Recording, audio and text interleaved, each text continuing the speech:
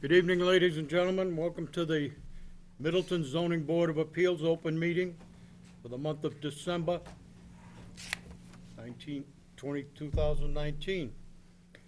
Please be aware that the meeting tonight is videotaped for both audio and visual. The first item on the agenda tonight are the minutes from the October 24th, 2019 meeting. And unfortunately, administratively, they're not available, so we're going to continue that until next month. So we'll pass over that, and we'll move to the first item on the agenda is 217 Rear South Main Street, permit number 1084. Read into the record, please. Yeah. In accordance with the provisions of Chapter 40A, Section 11, Mass General Law, the Zoning Board of Appeals will hold a public hearing on Thursday, December 5th, 2019 at 7 p.m. at Fuller Meadow School Media Center, 143 South Main Street, on the application of Richardson Green, Inc.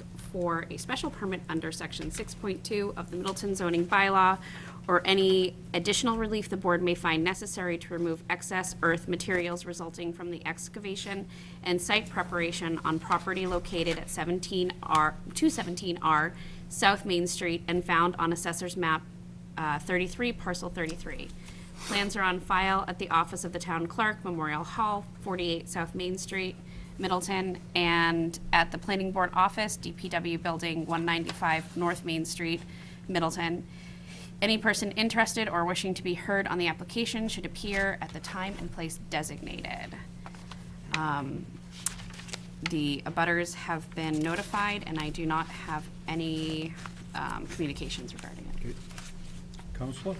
Good evening, Jill Mann here on behalf of Richardson Green in connection with a request to remove excess materials from a site.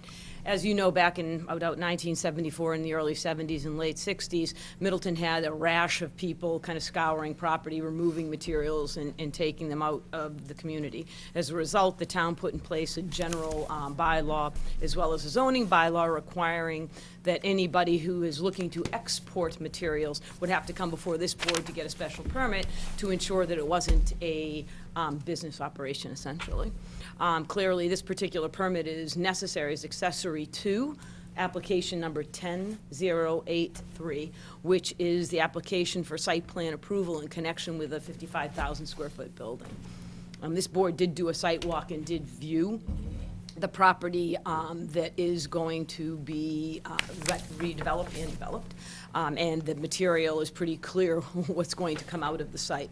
As a result of that, we know that we can't distribute those materials throughout this town, and that we will need to go beyond town limits in order to remove the material and get rid of it so that we can develop the property. As a result, we're seeking this special permit for the sole purpose of that export.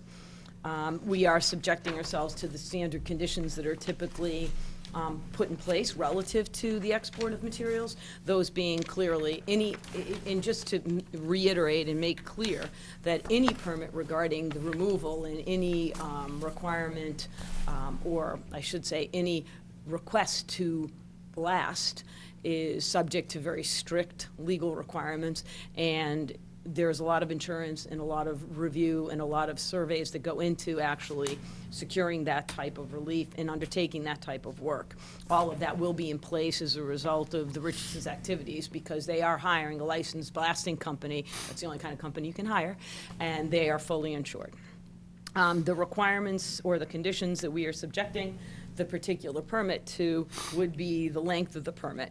Typically, a special permit will last for about 2 years, but with regard, 3 years actually now, in 2016 it extended. But we are simply asking for the special permit to be in effect for 15 months. We're not expecting to be removing activities for 15 months. We simply want to be able to have material stored on site and remove, do what we need to do, take material out. We don't want to have to be rushed to get it all off site immediately. We also don't want to have to be rushed to do all of the activity without being able to do it in a thoughtful manner. So that's why we're seeking 15 months, not because that's how long the work will take. In addition to that, the time during which they will seek to remove the materials basically Monday through Sunday. They're agreeing, not, Monday through Saturday, excuse me. They aren't going to work on any Sundays. Then also, the petitioner is agreeing to employ dust control measures. As with any blasting and removal activity, you want to make sure that we have some sort of dust mitigation, and we are agreeing to that as well. Based on those conditions and those, basically the requirements we believe we have satisfied, we are here this evening to request that the board grant this special permit in connection with application 10083. I think I said 4 before. Thank you. Thank you, Counselor. Is there anyone else here to speak in favor of this? Sir? I'm not in favor of it. Okay, you'll get your turn in a minute. No one else to speak in favor? Anyone to speak in opposition to it? Okay, sir. You identify yourself and... My name is Joseph Burke, and before you can give her, by Mr. Richardson, a permit, you have to do the 248-6 stormwater protection. It says right here, before any landowner will receive a building permit or a land development, they must require to have an S, the stormwater management. And I underlined it. Thank you. And the other thing is, they removed a much larger amount of stone in Saugus with hydraulics. Mr. Richardson tried it, but he evidently, he took the low bidder because the guy wasn't able to do it. But there is people out there that can do this without dynamiting it. And they proved that in Saugus, right at Walmart. I don't know if I can talk about the whole site plan now? No. We're just talking about the removal of the earth at this point, sir. Okay. Okay. So the other thing is, once they remove the dirt, there's no guarantee that the soil's gonna shift. There's no guarantee. I mean, he's within 40 feet of the I think his name, the dog place, their land where they're gonna dynamite. So, it's just common sense. They're gonna remove this much of dirt. It's gonna cause a lot of difference to the water flow, everything. And that's why she doesn't wanna do this until after they take all the dirt out. She doesn't wanna go into the stormwater management permit because they won't see the whole outcome ahead of time. Because it's gonna disturb the water.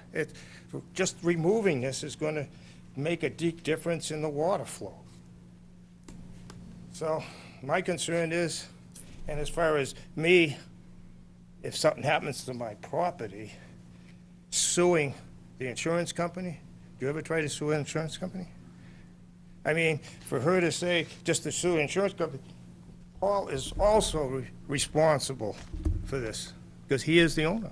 And when they go after people, they're gonna go after everybody.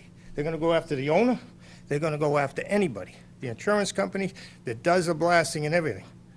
So, this is really bad, as far as I'm concerned, about removing that much material and not expecting the land to shift.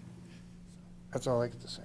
Thank you, sir. Do you have any comments, Commissioner, on the... I do, building Mr. permit? Chairman. This 1084, the application number 1084, is strictly if he can truck it out of town. It's not for the blasting, it's not for the removal, it's only if the property owner can haul this out of Middleton.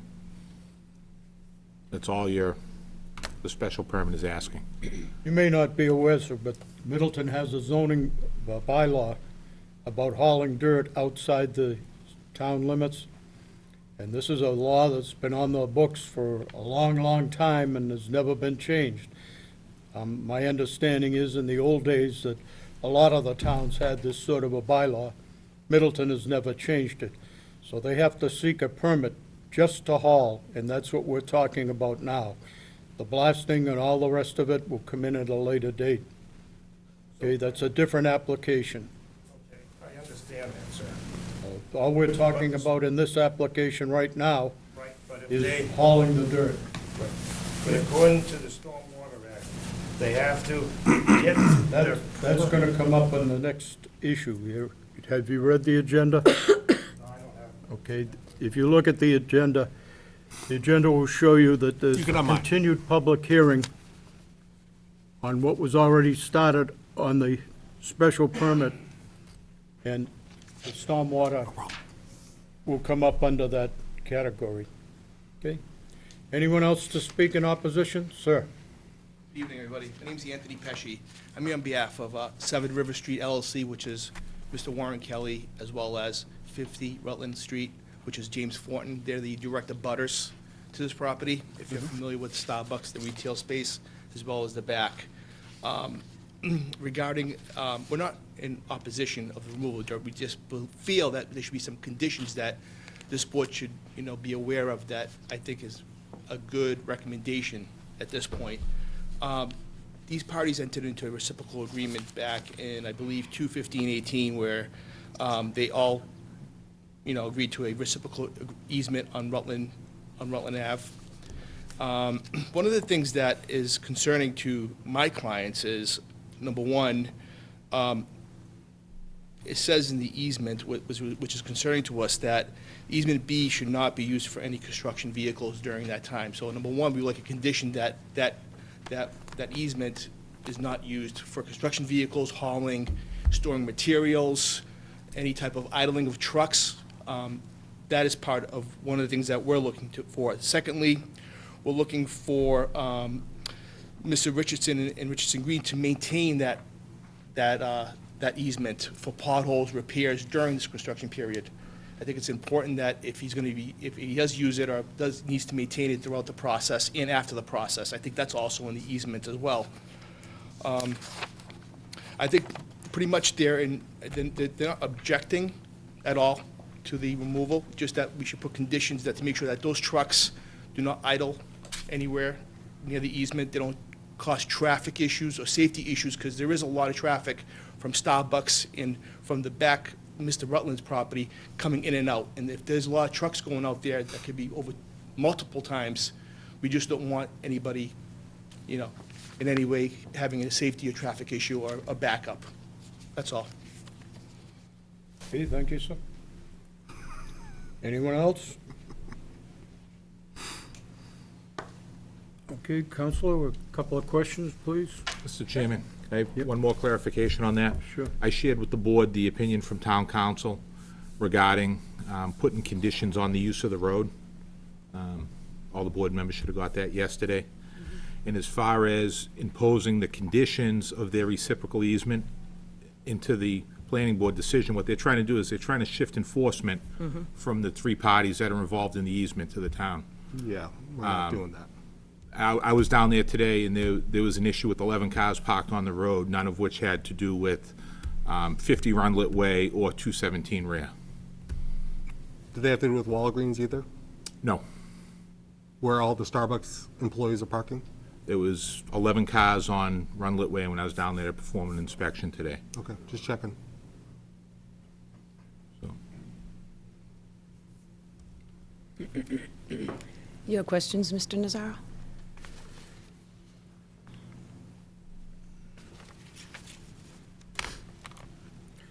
Do I understand you correctly now that we're gonna piecemeal this as we blast it, and we're gonna truck it in some, so it's understandable that maybe some days we won't be having any trucks in there when we're blasting, or there may be some days that we're not blasting, and Oh, absolutely. that's why you're looking for 15 months? Is that? Yes. We want the You flexibility. know, obviously, you can go in there and do that in a lot shorter period, but what, We absolutely could do it in a lot shorter period, but that would require a lot more activity on site, and there's no desire to try and, jam it all in and get it done. We're going to do it in a safe and effective manner, and that's why. So we just want the ability to be able to blast, take out materials, assess our situation, and then continue to work. That's it. And it is true, also, again, this has nothing to do with regard to blasting, it's more, if we create all of the material and we make it and we have piles of material, we do want to reserve that for our own purposes. So it's possible that at the end of the job, we'll say, oh gosh, look, we didn't use those materials, and we'll want to haul them off. The last thing we want to have to do is file again for the permit and get an extension. We know the project's going to take easily 15 months from now. We know that's going to happen. So we don't want a situation where we can't haul material and and have to track a permit. That's all. And again, this is only about hauling. That's it. And we know what our limitations are, and the Richardsons have done nothing other than observe the obligations under that agreement and on their own property, and it's not an issue for them. I was hopeful that you were gonna do this project in 6 months as far as the hauling was concerned. That'd You're be, looking at 15 months to have these trucks going back and forth all through that period? again, you're thinking that it's going to be a tremendous number of trucks, hundreds of trucks. I mean, that's what it sounds like. There's going to be so many trucks per day. There'll be an opportunity to have, you could have one truck hauling out, and we would be in violation of the permit if we're one day over the 12 months or the 6 months. That's why. We just might have material on site, and they could literally be 2 piles. You know how everybody stockpiles. Well, they might stockpile in order to do the construction. I can't promise 6 months. That is, first of all, that is way too short a period of time. We won't even be close to Would done. consider extending it after the 6 months, that's what I was kind of thinking Yeah, I mean, we along. know for a fact it's going to be at least 12 months, and I'm betting a little bit more before we're done, because we have to go in. It's winter conditions. We're not putting anything in now, that's for sure. We're just not. So we're looking at a build cycle that's going to go out into the late spring at best, because we have to have construction plans. So we get the decision today. Construction plans, even if you issue the decision today and there's an appeal period only on the use, but not the withstanding, it takes anywhere from 90 to 120 days to get construction drawings that actually are usable. So it'd be that long before we could even start. And how many police officers do you expect you to have on detail while these trucks are coming in and out here? I mean, just like anybody else, none. None. No, why would we have them? We don't, I mean, if You're gonna have these trucks entering and exiting onto 114? right, they do right now. And what would be the route of travel with this dirt? Where is it going? Sure. It's going to, we could actually condition it on that. We can condition it going out and going right so that it doesn't traverse downtown and they have to access over Route 114 to go to Route 1 or 128 so that we don't have the burden going through downtown. That Can you would, tell me where it's going so the board can better understand what routes we have no would be idea. We have no idea. reasonable? It's when, Whoa, whoa, whoa, stop. We don't right We've now. always conditioned these permits with routes. oh, routes, And. well, routes and- within Middleton, right? Because that's, yeah. That's it. That's right, It's that's just all. yeah. Within Middleton, there's always a route. So we're going to go outside of But- Runlet Way and so go right. let's just, if we're gonna, Yep, so this is gonna be one of the conditions, so. absolutely. So Runlet Way, Right-hand turn west. No, east. Woo, east, we're whatever. going east. It's a right. Yes, it's a right-hand turn. So 114, Right. so let's do it by road. 114 is fair game, Yep. That's all we're going to do in Middleton. You're never going to see us except on 114. promise? Unless we're going to drop in Middleton, in which case we You're not will going to use. Danvers, you're not going with 62? We're not going to They're take. gonna fall out of their chair right now. Well, we can hit 62 by going, we can still, I think Route it's 1. almost If preferable. it has a number, it's okay? State routes, It has a number, it's state routes. State routes only, so you go a right or a left? So you're coming out onto 114, turning right and staying on 114 while you're in Middleton? Or is that- 62, Well, then we go left if we're going 62. So that's why I'm saying, well, what do you mean you go left? you go up left, you go down to downtown is 62. Well, but you're on 114, so that's okay. That's what I'm saying. So you don't just have to take a right, so you can Right, go left. so you're on 114, that's a state highway, that's okay. Okay. Like, It's not always a state highway, so let's be careful. It But- stops being it for a little bit. But 114 has always been, no matter what project we've had, it's always been fair game for Okay. earth removal. 62 has always been fair game for earth removal for any permit we've allowed. Traverse, okay. Yep. Can you, 62, 114, cool? That's perfect. I mean, Yeah, that's and just- broader, yeah. if it's staying in town though, No, If I'm it's staying saying in if town, it's he can- leaving the town. yeah. it Well, can same o- time, it's not subject to the permit. Yeah. Right.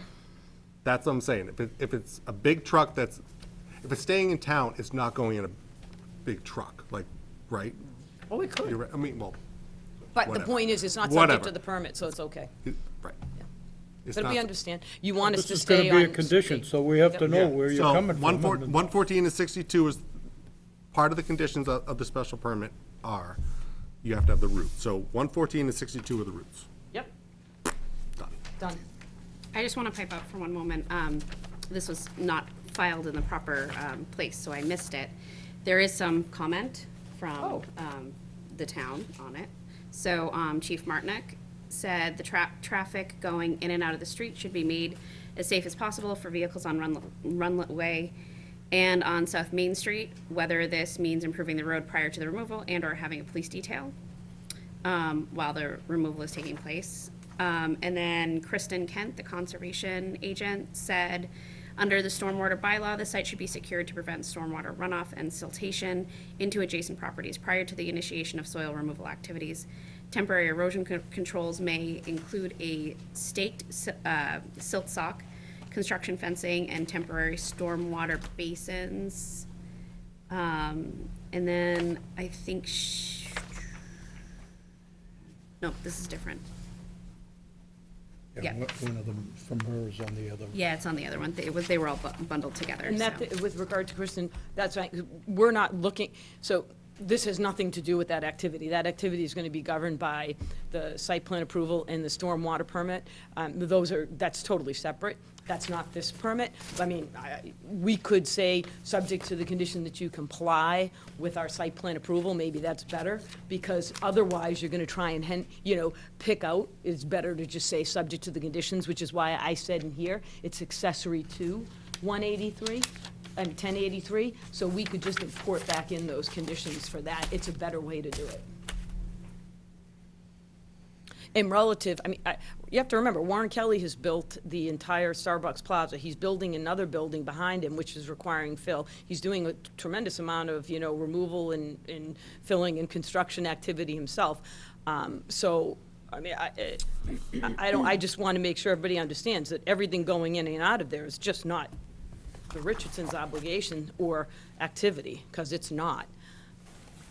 And there's been I know Craig was, I don't know who was on, we had the special permit before to do this, and Which? for this particular property, back in 2010? 11, I think. 11, I think. We did, because. You did we- that when you were taking the land, Ah, dirt out of exactly. North And we Reading. did do some, I just wanted you to know, so. No, that's why, We're familiar. we wrote this law, Yep, that's why I know about the roots thing, and the route, whatever. Root, So route, it's potatoes, very, it's very, this particular part of our bylaws is very, very, very, very, very limited. We're not talking about stormwater management. Mm-hmm. No. We're not talking about what you do on the site. No, Nobody cares all what you in. do on the site for this special permit. Right. It's when the dirt moves from the site is Yep. all that matters with this special permit. yep, How the dirt is created irrelevant. doesn't matter. You could be doing whatever you want. That's a whole nother matter. This is an earth removal special permit. Yep, And it only applies to earth removal outside of town. So unless the dirt is moving out of town, this special permit doesn't even apply. So all we are concerned about for this one application, this one special permit is dirt leaving the town. Period. Sorry. no, I appreciate it, thank you. Counselor, would you comment on the condition of the road and how it's going to be affected by the traffic with these trucks coming in and out? Sure. Right now, it's been. Part of the road is hot top down. It's been dealing at with the traffic beginning coming in and- and out for Starbucks and for the construction of Well, those you're going beyond opportunities. I mean, Starbucks. those trucks that are right now doing the work on the other property are sitting and idling all the time on Richardson's property, because they have the right to do that. They've said, go ahead, you can use our property to do it. Put your trucks there and use it. So it's been going on for years back there. I mean, is the road able to handle the tractor trailers coming out and leaving the site? Absolutely. If there's an issue, and if traffic becomes daunting, we'll do something about it, because we don't want the situation either. But it's not going to be 10 trucks loaded up waiting to exit the property. That's just not the process by which we operate, number one. Number two, it's not, I guess to quote Attorney Pesci, it's not Walmart. We're not looking to haul, 6 square miles of rock. It'll be done in a very, No one makes money on dirt sitting there. nobody does, but it's expensive to haul it too, so we don't want to haul what we don't have to, that's for sure. It's gotta be doing its thing. Yeah, I mean, we do, but we're just not in a position to create that much material and haul out in huge amounts. So is the roadway able to handle truck traffic? Absolutely. And you don't want to put down pavement and pavement and pavement, especially not new pavement. What are you going to do in order to support a truck traffic, right? And not have just the gravel? You'd have to put a true underlay, you have to do everything according to street standards. And it's not where the street's gonna be. We're getting a little late in the season to do. Well, now we can't. The plants are shut. And while you can get some amount of asphalt, forget about it until April, because you can't get enough asphalt right now. So if you're gonna be hauling for 15 months, that means there won't be any construction there until after everything is cleared, right? Oh, no. So what'll happen is, so the hauling part, we may create a staging area where we actually have, the dirt waiting to be removed. So there'll be ongoing activity. For example, my guess is, I don't know what the phasing is going to be, but you'll probably have, the creation of the hole for doing the septic. You might have the You'll installation be of the putting storm. footing in at the beginning of the building while you're still clearing the, Well, in certain, Dirt? I think you have to wait to clear most of it before you can put your footing in, because you have to have the area to do it. yeah, I'd like to know, are you gonna clear the whole lot before you start putting footing in, or? The whole lot, are you gonna clear? Well, you're gonna remove the material, you can actually haul off-site. We have to leave a certain amount That's what I on. mean. Yeah. So we are going You're to, gonna leave a certain amount that For- you're for their gonna own fill back property. into the footing and so And our on. concern was if we leave a little too much on, and then at the end you say, oh, we got this extra pile here, we don't need it on the property anymore. We want to be able to remove it without, we're anticipating the whole project being done by this point. We didn't want to have to come back to remove that pile of dirt or, gravel at the end. Mr. Chairman, if I'm not mistaken, on Augusta Way, we did a certificate of occupancy, I think is what killed the special permit up there on his hauling permit. So it was directly tied to the project, not a time. oh, that's fine. Yep. So the first certificate of occupancy. So basically, as soon as it's ready He'll to get a have base, in a building like that, he'll get a You base know a building box. certificate of occupancy when the envelope's done, and the paving's done, and the parking's done, and the stormwater's in. Yep. Well, there's no basement in there, that's gonna be a slab building, right? Yep. That'd be fine. But at least everything on the outside. To get that there- occupancy, the there's- parking and there's everything will some be done. level of, Completion. yeah, You so can that, visualize. yeah, that, they don't have to worry about stuff being done after the fact. And you don't have to worry about the fact that, okay, look, our building inspector just issued the building permit, but we still have the special permit out there. Then if you tie it to be coterminous, The that makes certificate of more sense. occupancy. It's no problem. Are you okay? I mean, that's really what you wanted in the end. Okay. So can we do it, Mr. Chairman, I don't know if you, we haven't done it like this before, but I don't know if this would be something we could entertain, is we could sunset it both ways, so do it as a,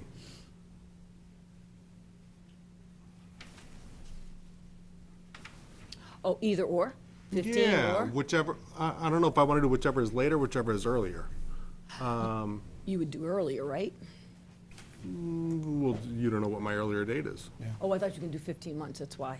Well, I think, I mean, the chairman wants to do 6 months. Then I would have to do it later. So I would say, or, so if we could do 6 months or whenever the first occupancy permit is granted, I mean, I whichever think- is later. I think that's fine, because that grabs their concern. Yeah, that makes sense. So we do 6 months to address the concern of the board, and then that'd be beautiful. That's Builds in a perfect. little bit extra time You for give them the construction concerns and that flexibility. kind of thing. Yep, that's not a problem. That's a smarter way to do Does it. anyone else have any questions of council while she's here? If not, second time around, Counselor, come up. Oh, I'm sorry. On hours of the hauling and the operation, you have those? Yes, it's gonna be normal business hours, because in Middleton, we have no limitations, so we said the normal that is usually in these is 7 AM to 5 PM. That's gonna be part of the restrictions that will be set when we file a motion. And no Sundays or holidays. National holidays. Are we gonna put a tractor on the property? A tractor, we're gonna put a big old tractor and a corncob pipe. Yep. Well, that's part of my next question. So processing on the site, Oh, what's that? You mean what does grinding? that mean? Do you mean literally grinding up the gravel so it can be moved? We're gonna do Yep. it. All right. Yeah, we will. So we get to think about how can we sunset that a little bit. That's not limited, you can't really. So that's- that should probably be, I mean,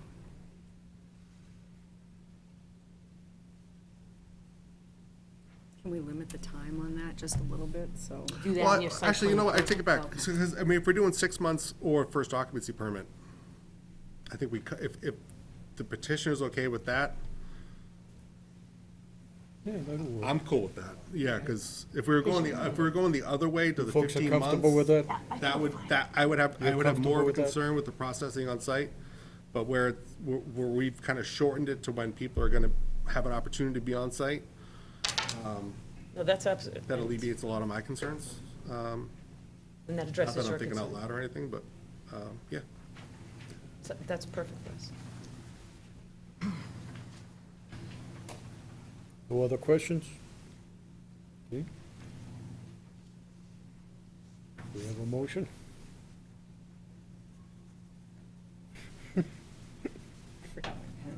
Shut up.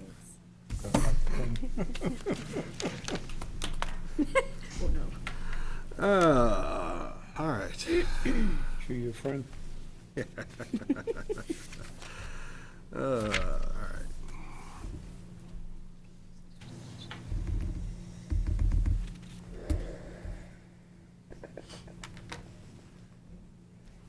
All right. So, I will, I just add one more thing, I'm not clear on one thing. I didn't hear the exchange on the police detail. That was brought as a recommendation in this,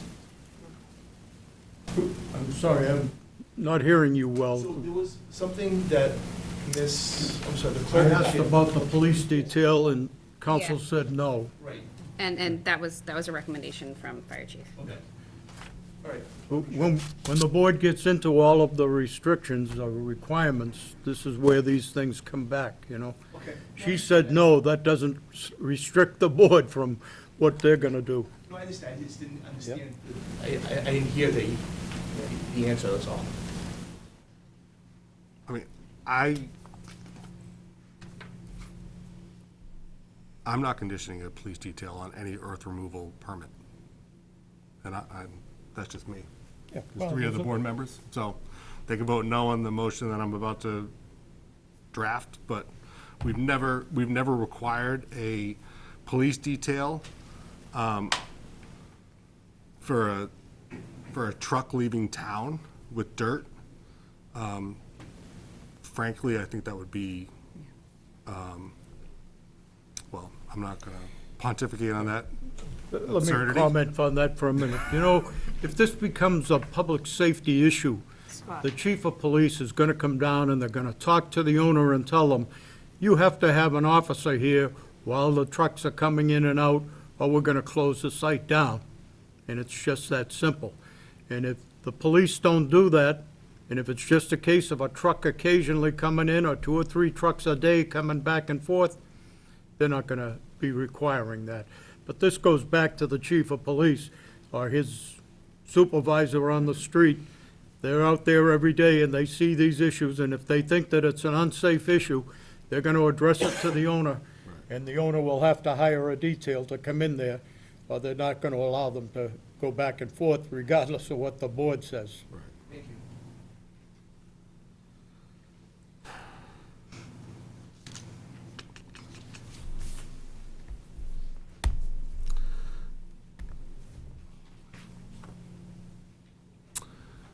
All right, let's see.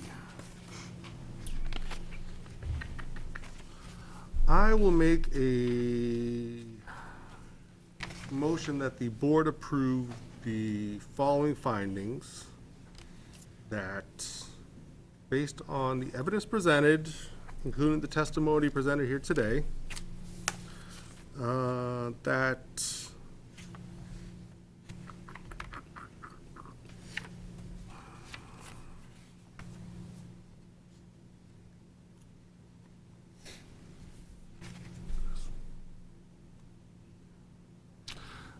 the removal of that the proposed removal of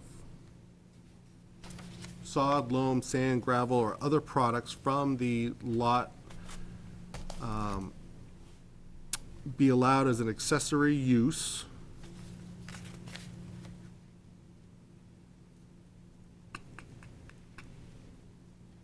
subject to the granting of special permit, application number Site plan 1083. approval, actually, because a special permit with uses. Special permit and site plan So, approval. yeah. 183. 1083. Yep.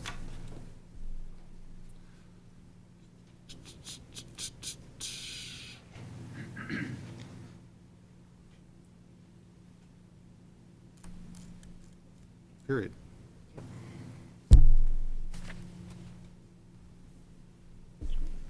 Motion's made, is there a second? I'll second it.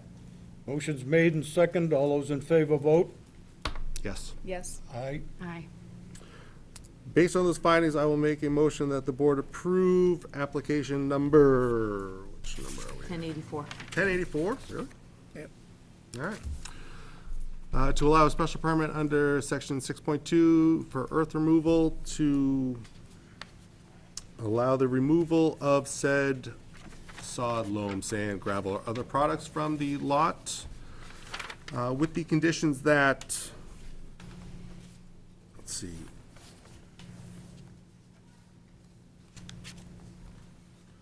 Said removal is subject to any conditions approved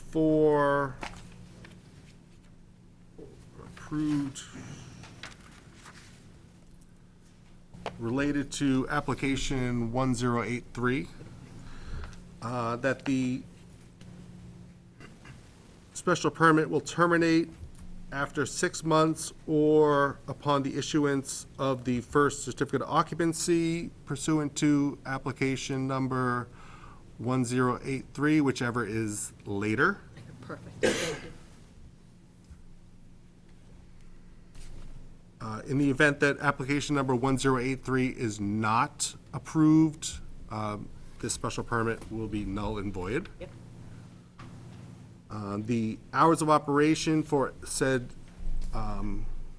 soil removal will be between the hours of 7 a.m. and 5 p.m. Monday through Saturday, exclusive of all holidays. Petitioners, Was she gonna work Saturday? I thought she said, did you say? Saturday, no Sunday. no Sunday. No Sunday, no Okay. holidays, yep. Petitioners shall employ all dust control measure, or excuse me, shall employ dust control measures, including but not limited to watering down dirt before loading the trucks, to keep the amount of dust generated from the, you know what? Petitioner, excuse me, strike that. Petitioner shall employ reasonable dust control measures, period. Okay.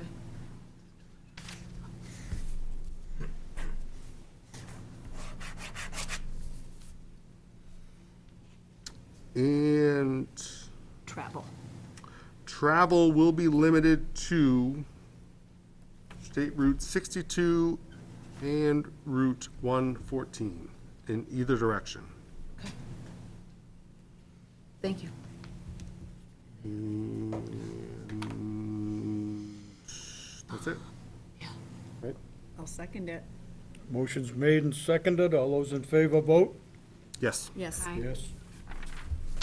Thank you very much, appreciate your time. Thank you. Okay, we're gonna continue on the agenda and come back to your continued one Yeah, after. you want to go to Okay? something? Next item on the agenda is 205 South Main Street, permit number 1085.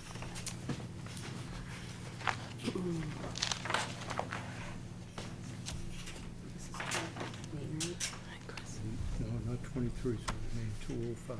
Oh, you decided to do it that one. Okay. Okay. Paul said here. 2-minute recess. Thank you, Chris. We take a 2-minute recess. Go ahead, give me some thoughts. In accordance with the provisions of Chapter 40A, Section 11, Mass General Law, the Zoning Board of Appeals will hold a public hearing on Thursday, December 5th, 2019, at 7 p.m. at the Fuller Meadow School Media Center, 143 South Main Street, on the application of Kelly C. Watrous and Thomas P. Karras Jr. for a special permit and site plan approval under Section 9.4 pursuant to Section 3.3.32 and Section 9.5 of the Middleton zoning bylaw, or any additional relief the board may find necessary to alter a legally existing non-conforming structure for the purpose of accommodating the expansion of the commercial use and to approve modifications to the layout of an existing non-conforming lot on property located at 205 South Main Street and found on Assessor's Map 29 Parcel of 3. Plans are on file at the Office of the Town Clerk, Memorial Hall, 48 South Main Street, Middleton, Mass., and at the Planning Board Office, DPW, Building 195 North Main Street, Middleton, Mass. Any person interested or wishing to be heard on the application should appear at the time and place designated. Abutters have been notified, and I do have some communications here from the chairman of the Planning Board. At a regularly scheduled meeting held on Wednesday, November 13th, 2019, the Middleton Planning Board reviewed the application for the property located at 205 South Main Street for a special permit and site plan approval to modify an existing non-conforming building with a commercial and residential use to a commercial use. Members voted unanimously to make a positive recommendation for approval of the proposed development to the Zoning Board of Appeals.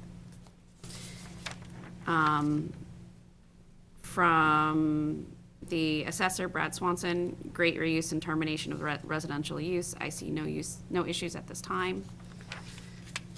From Ken Gibbons, this project should have the entrance built to roadway industry standards, drainage, asphalt thickness, base material, curbing, handicap accessibility, and utilities. Thanks. From Chief Tom Martinek, I do not like to see any more entrances or exits to South Main Street. There are too many on that stretch of road now. This particular street, Forms Way, has all businesses with no residents coming onto it. The town should find some way to regulate rights of way so that they are treated as any other street, whether that means the town takes them over so that there is no question of who takes care of them and how they are used. Any future development on that street should be kept in mind. There are multiple areas on Forms Way that could possibly be developed in the future and should be limited to as few entrances and exits as possible. Other than that, I think this is a great use for that property. And Chief DG said, I echo Chief Martinek's concerns. I have a major concern with the entrance of that location if trucks are entering and exiting at the same time. That's it. Thank you. Counsel? Good evening, Jill Mann here on behalf of Kelly Watrous and Tom Karras. They're here this evening, and they are the principals of the project. In addition, behind them is Chris Sparagis. He is the civil engineer responsible for designing the site. Just as a quick background, this is the property that is located adjacent to the car wash. It's the one behind all the arborvitae. You really can't see it. It's a white and brick building. Basically, this particular building has been used as a combination of business and residential use for decades and decades.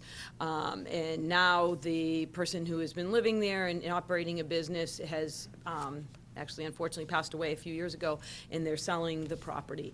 And the desire is to convert it completely to a commercial structure. As a result, the property still is a non-conforming lot because this property is located in the business district. It only has about 21,500 square feet, so it's still an undersized lot, if you will. So it's a non-conforming lot. However, the lot not only was non-conforming, but also had non-conforming uses because it is in the business district, and despite the fact that the residential use started when it was able to be and was authorized, it no longer is. Accordingly, that use is considered non-conforming, and it is in the best interest of the community to basically eradicate those types of uses from non-conforming properties, and that is what is being done.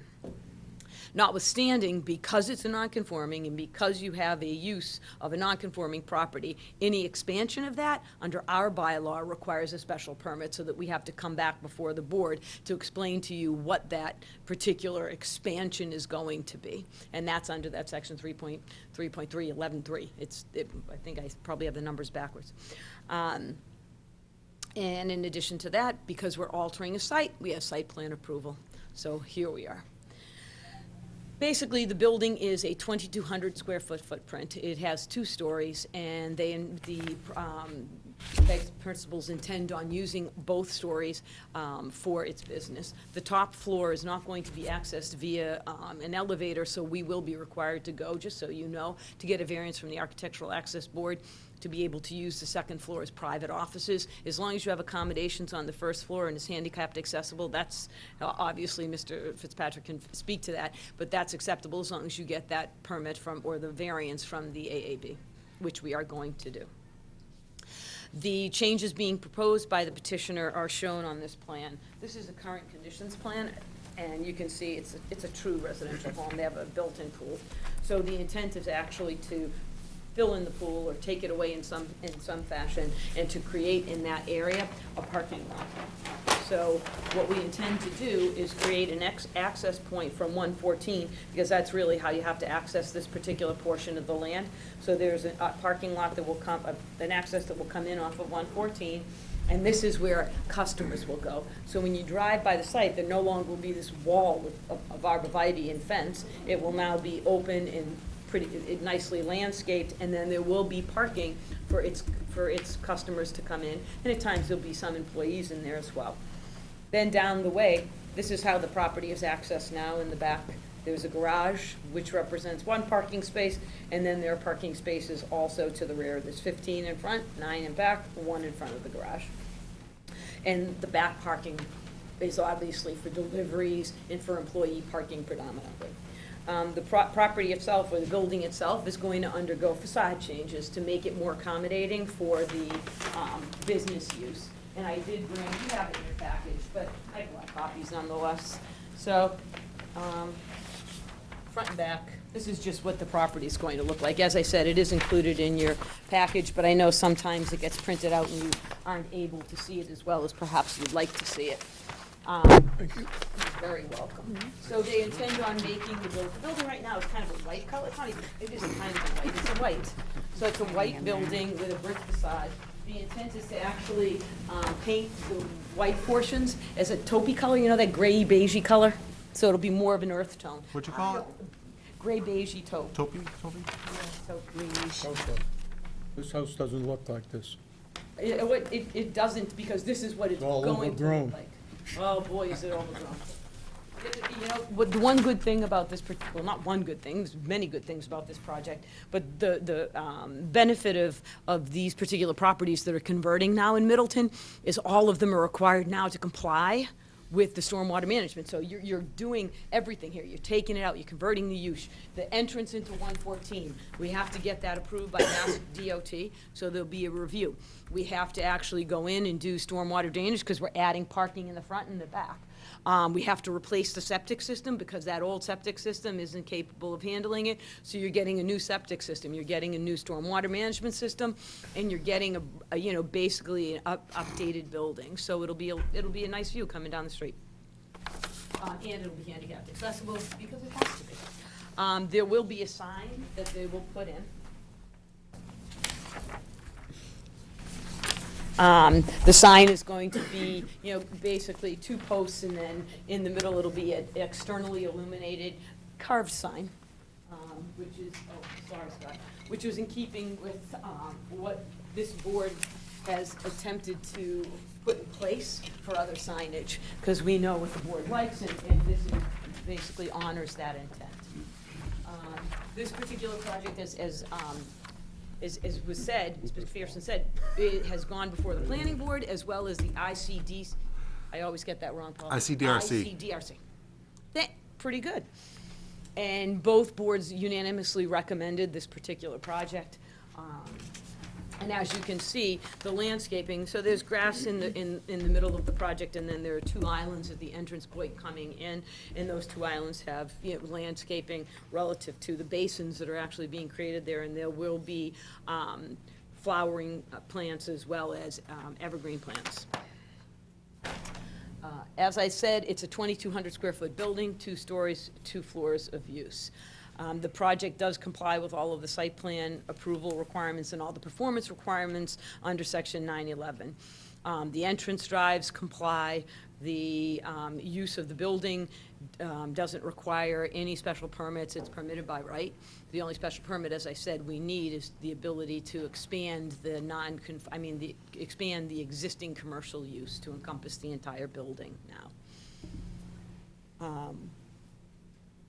So how does it address need? It addresses community need by actually eradicating a non-conforming use. It definitely has sufficient utilities, and we are going to be putting in a brand-new compliant septic and stormwater management system.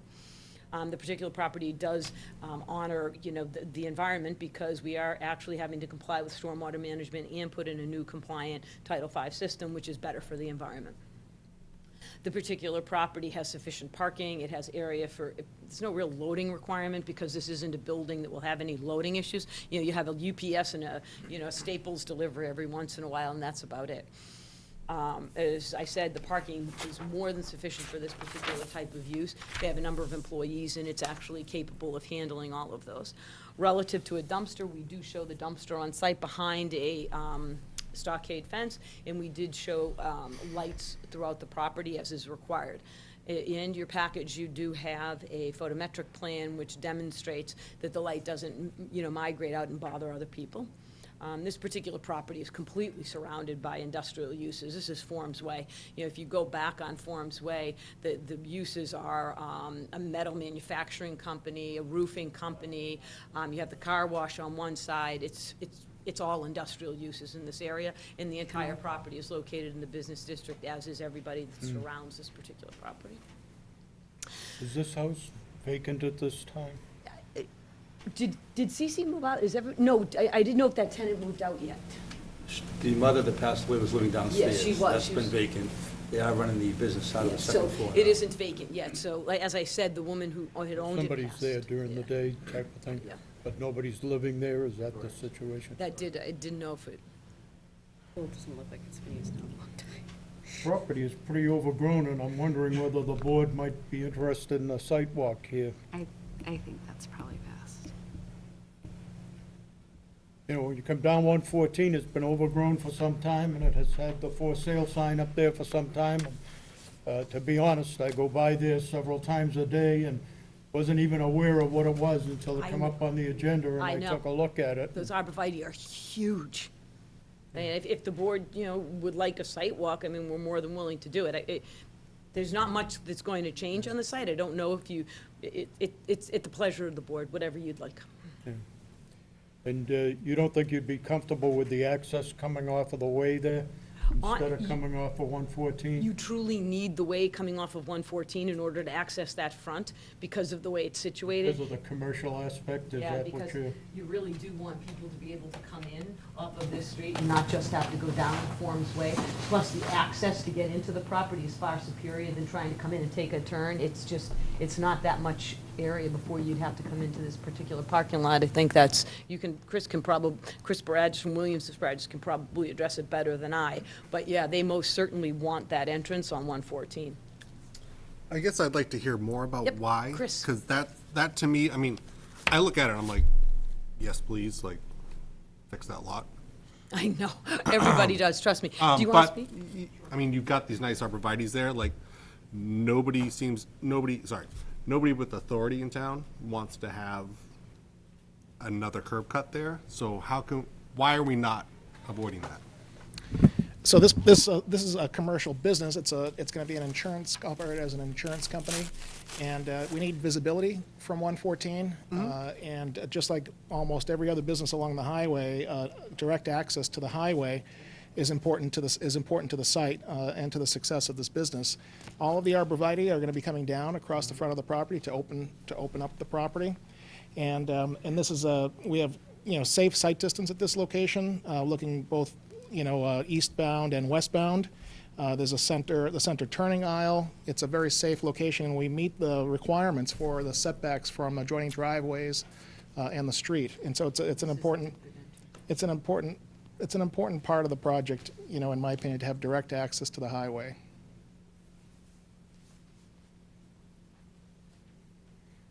I'm gonna be a pain in the neck, sorry. Why? Like, why can't you have the same visibility, but yet have access off Forms Way? So, Well, I mean, I understand what you're saying. you can chop the arborvitaes, I mean, that's, Yeah. I got a chainsaw too, but the same signs can be up. What's the difference between another 50 feet of people driving down the Forms Way and pulling into where those 5 parking spaces are, and then you move the parking spaces? Actually gives you more parking, too. Yeah, I mean, you could put, No, I guess well, not. either way, move the 5 parking spaces to the 114 property line, or, lot line, and have that be the source of ingress and egress. The real purpose too is when you go down Forms Way, it is heavily industrial. So it would be nice to be able to differentiate themselves, which is part of the reason. So by entering here, I mean, we're they're not talking a subjected to baseball that. throw to the car wash, I mean, Like these people coming in here. I mean, I can totally appreciate wanting to differentiate. I've had my shoulder operated on twice. I'm throwing from that side of Forms Way to the to mine it, like, so that doesn't really hold water for me. Like, I mean, I think my 4-year-old could reach that. Oh, yeah, I just So, meant so I mean, driving down distance-wise, here. I mean, Like, you have to do that. this whole like idea that people driving 50 miles an hour to 114 somehow are gonna be thrown off by having to drive another 50 feet. Not even, right? I mean, what's the distance between the center line of that entrance and the center line of Forms But Way? more than 50 feet. And you kind of have a point No, in that but- they have to go but on it- Forms no, it Way can't- to get to the It can't be more back. than, it can't be more than 50 feet, because how deep are those parking spaces? 18, Okay. but from center line to center line. That's Yep. why it's. So it's- center line, as Joe mentioned, the center line to center line, this is a 20-scale plan. It's almost 60 feet, and then it's more than that to the center line of the driveway at the car wash. But, so I understand what you're saying, so your point is, what's the big deal? You drive 5 more feet, or you drive 30 more feet to take the turn. It isn't about the distance to drive, it's more that they didn't really want people to have to drive down this industrial way. That, I mean, it's pretty well kept. I mean, but this is a much more There's another pristine entrance commercial point. business right opposite there, Right, down they're off the trying to, way. right, and they were So just trying. customers come in there to their service. The kennel? What? There's Across the a street. garage, welding shop or something across the street, Oh, was that a right off the welding way. shop? Not sure. Donovan Sheet Metal, it's right back here. Yeah. Yep, that's the point, is they just, the real purpose for this is to make it a very, for lack of a better term, grand, I don't know if that's the right word, so a very attractive entrance point for their property. Instead of going down Forms Way, which is not an attractive entrance point, to Chief Martinuk's point, this is a very attractive way to enter the property. That's why. So who are the unattractive people parking in the back? They're not unattractive, they're Well, and they have to businesses. drive on Forms Way to get to that parking lot. No, I mean, there's a lot of parking Mr. spaces in Hartwell. the back that, I mean, These are, Right, the for these are the employees. unattractive employees. yeah, oh, Right. That's them. oh, I'm sorry. I didn't know we had to hide them. Greg, be nice. As a matter of curiosity, what is in the building that's across Forms Way? That's That's at 114 That's and that sheet metal thing. it's like, You mean the. it looks like there's nothing, yeah, There's there's, maybe nothing, it was like right? mobile movies or Yeah, something like that. at one that, point. the problem with that building, right? The septic system, they can't get a septic, isn't that the one? No, it's Yeah. vacant. I was here last Okay. week. It's been vacant since I've been in town. Storefront. And I've been in town for 20 years. Yeah. Have you ever seen anybody Yeah, else? no. Yeah. I don't think it's, you know that one, we've looked at it a number of times, you can't get, it doesn't matter why, but. I just think there's ways of making that look grand, in my humble opinion, because it is gonna be awkward with the two entrances so close. And I know it's 60 feet, but when you're driving 40 miles an hour, 60 feet is like 6 seconds, so I just think, I mean, and there's ways of, in the signage encouraging people, like, put the signage right in the middle there and say, it's, next right. It's right there. Increase the signage. It a little. appears when the house was set up, it was set up as a home, Oh, boy. and they had all the arborvitae's and everything to No, block I 114. definitely think those should And all they come want the down, but entrance to come off of it the can be way. grand with, Now, you're changing the whole concept, and it's not gonna be a home anymore, it's gonna be a business. no, but Yeah, it'll be. I mean, it's a clearly it's a visible. business on 114 with a 114 address. They want their customers to come into the property, at a main entrance on the highway. I understand It's what important to you're their saying, business. So, Jill, when you came to us for the site plan approval for your property next to where your building is right now, that building, one of the big things that came up was that that it was gonna be reduced to 2 entrances and exits. And like that, you made that point that that was a good thing, that we need less on and off of 114, and now just down the street, you wanna add another one. But my point was, is my property had 2 entrances, this Right. has none. So I would never give up an entrance on 114, literally never. There would be no way. So for example, if I were to have subdivided that, right, I would have had to keep both entrances, because I can't sell a property without an entrance off of 114. And that's why. And you're 100% right, and I still believe that. My property eventually will only have one. Once everything's done, it'll only have one. But I have an entrance on 114, which is very important to me. It adds value to the property as well, and that's good for the, for the town. I mean,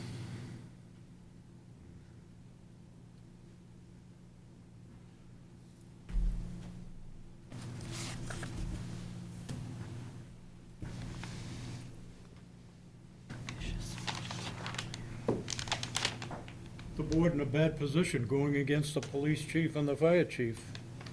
I don't think it's necessarily against them. I think that they're looking for us to manage it. I'll make a comment. The house to the left of Forms Way and that other property, and New England Digital, which is the building Oh, behind. that's, okay. And the Bay State Canines up on the hill. What happens when they get developed? Are they gonna have entrances and entrances there? Forms Way is a right of way. You see the problems we're having with Mr. Richardson and Mr. Kelly. Somehow, some way, we have to control this. See, that's, okay, so that's speaking as to the control of Forms Way. When back in the 60s and 70s, Middleton had the heyday of easements. I mean, I still firmly believe in easements and cross easements between properties. I do. But it exists. Nothing. It exists. Forms Way is literally a 40-foot right-of-way that each person was granted the ability to use. The only property that does not yet have frontage or direct access to 114 is only this one. Anybody who abuts 114 has direct access to 114 there. That building on the other side has direct access. They don't access, I don't believe, over Forms Way, they access on the other side. So it's just this property. Oh, hi, Mike. I think you have somebody back there who wants to. I'm the only resident on Forms Way, and it really doesn't need more traffic. There's been a lot of business development on Forms Way in the last 10, 15 years, with a lot more trucks going in and out. The street is in horrible condition. Okay, there's a pothole at the end that is at least 2 feet deep. 3 of my customers have flat tires. 1 of my employees have flat tires. I went and bought a cone and put it in the middle. I just want to state Forms Way does not need more traffic. Okay? Nobody takes care of the road, they're supposed to take care of the road. I'll make another comment. To Michael's point, that's why someone needs, we had that same problem on Rundle Way. There was a big hole there before someone took care of it. So someone has to be responsible for these roads, and I'd rather see the road improve with more traffic than put more traffic on another entrance. One of your neighbors got some gravel, like build a hole in that pothole. He's trying to get rid of it right now. It's within the town. I'd like a site walk. Yeah. Yeah, I think, Sidewalk? Yeah. Okay. Yep, I absolutely. might do a site drive. A site drive? It's good for you. My husband always says that's how you burn Honestly, I calories. think that's probably appropriate. I don't think we need a full. No, I don't either, but I think we need to go Yeah, see it. let's You want have, us to let's be have the there? members drive by and Yeah, continue. I don't He think, wants to be there, we right? don't need No. to meet it Oh, on no. a I think Saturday. just so long as, I think we just, I need to see it. That's kind of we, schedule, okay. we need a time to be on the other side of the arborvitae's. Yeah, because I don't know what's back there either. So long as the property owner is okay with us doing a drive-by. Yeah, is that okay? Oh, of course it's okay. Yeah. We'll Continuing call- for a month? I'll call- I'll Strange call cars the, driving up and, I'll call the applicant's attorney, I mean, the seller's attorney. So, Just so if they see somebody walking around in there, if one of the members decides to walk around, I'll let them that they know. know It'll be in the next 2 weeks, you think? So just so I give I her the would think, time, so yes. she doesn't get nervous? it'll be in 2 weeks, because the holidays are coming and That's what I mean. they're gonna be busy. I'm going tomorrow. You're Got a going free tomorrow. day.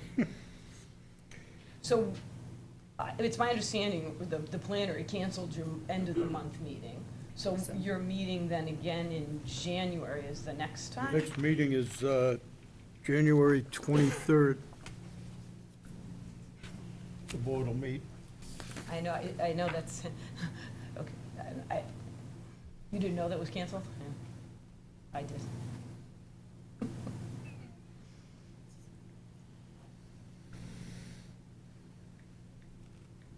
Okay, all right. I'm just gonna put this out there. You only got 4 people here. I'm not comfortable voting on this unless I've See, seen it without, I without agree. moving that, I part- agree. without moving that entranceway, I'm not comfortable. I'm not familiar with Forms Way either Yeah. at all. I've not frequented the road. The fact that I had to I can't say that the guy can't have an entrance. go online and figure out like, where the heck are we talking about? Yeah, You want to look at it? Oh, I already did. Okay. Yeah, it's similar to Runlet Way, where it's actually part of another parcel, it's not its own Yeah, lot. Weird and, stuff. I mean, not that we're dealing with a major conflagration, no. dealing with something. So the, after the, fact the, now. so the petitioner just asked if it would be possible to actually have a meeting so they could meet you out there. And the reason is the property for them without access on 114 is probably a critical break for them. So they would like to explain to you why and be able to show you. They're not trying to push you to a decision tonight, but they would prefer to be able to be in attendance during the site walk to actually explain why they feel that the access is so critical for them. And I think when you see it, you'll understand, it really, you can understand why they really do want access directly onto 114 when you walk that site. You know, the way that's overgrown there is you pass it, you don't even see the road almost. I know. You're right on top of the road before I you know. see that it's there, and it's a private way, so who's gonna maintain it? Well, that's part of their problem too. So they're buying this property and they're paying for property on Route 114 and they're gonna be forced to use just Forms Way. And the problem then is, they're beholden to people who don't really care if the access isn't maybe as nice, other than Mr. Citro. The other people aren't as focused on that, and they drive very, very, very large vehicles in and out. Not tractor trailers, but large vehicles, not Yeah. cars like they're gonna drive. Understand what you So mean. if that's why I wanted to ask them, they would just like to be able to at least attend to a couple of the board members meeting there, just so we can go over it, and then you can have a discussion among yourselves. But at least if we could just have a couple of members meet us there, and then we can walk and show you. It can be at 3 in the afternoon, it can be at 10 in the morning, it could be, quite frankly, if Miss Snyder has opportunity tomorrow and everybody else can make it, I can make it tomorrow. Make it afternoon. Whenever, if you, Sometime between noon and my son's doctor's appointment at 2. we can do it. You want to do that? I'm around Okay. tomorrow. Okay, I can do it I can get tomorrow there at like afternoon. probably 12. I know your schedule's different, 15. but I can, if you wanted me to You want meet to you do 1 there, I o'clock? can. Yeah, we'll do For 1 the o'clock. record, I I'll don't have a think little I- one with me, but we can do Oh, it. that's all right. Awesome, Yeah. okay. They Oh, I can think learn I about understand. sidewalks too. Yeah. Okay, so 1 o'clock tomorrow afternoon, 1 o'clock tomorrow afternoon? Okay? Chris? right on the side street there? Yeah. Because the people. Oh, pull- there's pull no in the place else to parking go. outside. Yeah, and you'll Hopefully see. not in one of the holes. Yep, oh, you will see when we go, why, absolutely. Okay, 1 o'clock tomorrow. 1 That'll be o'clock good, and tomorrow? we'll continue till the 23rd. 23rd of January at 7 PM? Okay. What, We need a motion. where did you, I'm sorry, where did you say we were parking? Right on the side here. Okay, Right right on, Yep. okay. You don't want to be out parking. Oh. There, place other there, 1 you p.m. gotta walk Right. out there. Yep, no, that's fine. I'll bring in earmuffs. We have a motion for continuance. Tomorrow. Right, we need a motion. Okay, motion's made and second. Who did? You made the motion. Oh, no, I said, Craig, we need a motion. No, move, just say move. I move to continue this to the next meeting on January 23rd. 23rd. And there a second? I'll second it. Motion's made and seconded. All those in favor vote? Yes. Yes. Aye. Aye. Okay, Thank you very much, appreciate your time, and I'll see you tomorrow at 1 PM. 1 o'clock then. Oh, you want? We make a I'm motion. gonna see you again. Well, she's not leaving.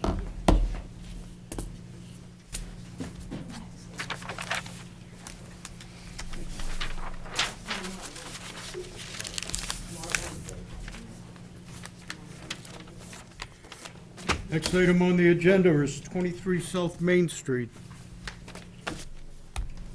Special permit for an electric message board. In accordance with the provisions of Chapter 40A, Section 11, Mass General Law, the Zoning Board of Appeals will hold a public hearing on Thursday, December 5th, 2019, at 7 PM at the Fuller Meadow School Media Center, 143 South Main Street, on the application of best price signs and printing for a special permit under Section 5.2.7 of the Middleton zoning bylaw, or any additional relief the board may find necessary to change the existing freestanding sign to an LED gas price and change the sign of the size of the sign box to 96 inches by 60 inches and 17 feet high on property located at 23 South Main Street and found on Assessor's Map 25, Parcel 71. Plans are on file at the Office of the Town Clerk, Memorial Hall, 48 South Main Street, Middleton, Mass., and at the Planning Board Office, DPW Building, 195 North Main Street, Middleton, Mass. Any person interested or wishing to be heard on the application should appear at the time and place designated. Abutters have been notified, and I think there was one thing. From Anthony Tierno, the Planning Board Chair, at a regularly scheduled meeting held on Wednesday, November 13th, 2019. The Middleton Planning Board reviewed the application from Best Price Signs and Printing for the property located at 23 South Main Street for approval to change the existing freestanding sign by adding an LED gas price illuminated sign, and also make small changes to both the overall size and height of the freestanding sign. Members voted unanimously to make a positive recommendation for approval of the proposed sign to the Zoning Board of Appeals. And that's it. Okay. There's no letter there from the, I don't know, Mike Watkins was gonna send it. Did you, it might be in the, hold on, let's see. It might be on the computer. Yeah, Let's- sometimes, Well, we did agree to it, as long as the sign meets the height requirements. Doesn't. That's what I didn't think. No, it's, And I told him, I mean, he knew that. So it's, We have a- so it's not, They're about the 17-foot sign. yeah, it's not just the digital, it's also an increase in height I. and site area we as well. yeah, I don't have anything. Okay, sorry, So, what we do you did need? recommend each You of these. didn't send it in evidently. Because it isn't there. Yeah, basically, Okay, sir, yeah, basically this is for safety purpose. you gotta introduce yourself. Yeah, my name is Gilmar Silva. I'm owner of the Best Price Signs. We are full insurance and licensed sign company for 22 years. And like I say, the existing sign with electronic lit sign, no flash or moving. This is only for safety purpose. This is no advertise at all, and they wanna update the sign for better sign, for avoid any claim and letter for change the price. This is, like I say, this is basically for safety purpose. I have the sample over here, the design of the sign, if you guys wanna take a look. Sure. Oh, yeah, we have that one. Yeah, but hard copy is nice. Thank you.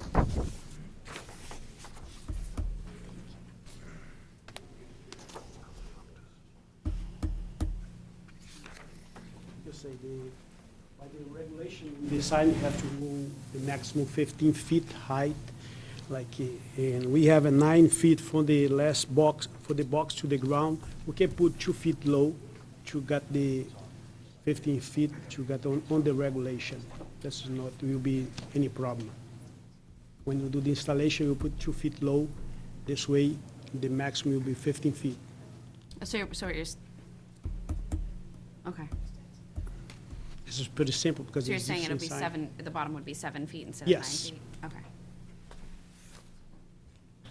That's what you were concerned about, was the height? Height and area, or just height? We don't only talk about the area, what's the area?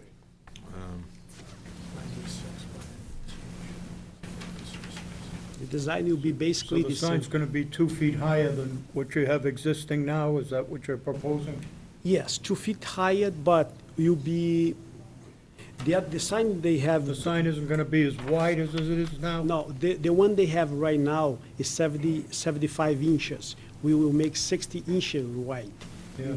you know, and Why would you wanna make it smaller than what it's already Because- existing? when we make the sign a little bit smaller, wider, it's a little bit safety when we do the installation, because they only have one pole.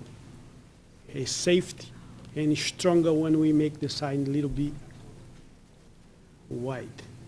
Like if I make 80 feet by 96, not to be that strong to do the installation. This way, like, because we do the installation. Tighter to the pole. Yeah, they only have one post there, one pole there, you know.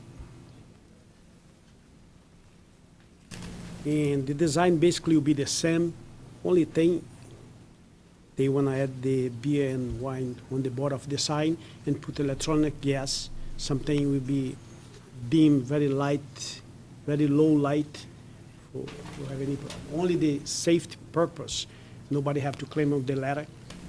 You can fail, it's not safety. Nothing flashes on this? Nothing flash, static. So it's gonna be pretty similar to what you had before, except it's gonna be electronically controlled, Exactly. and They- it's gonna be a couple of feet higher than what you originally had, huh? Yes. They can change the price, use the remote control, that's all.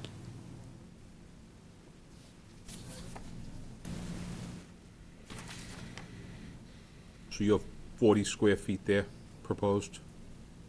Yes, is 60 by 96? 6 by 96, 5 by 8? 5 by 8. yeah, 5 by 8.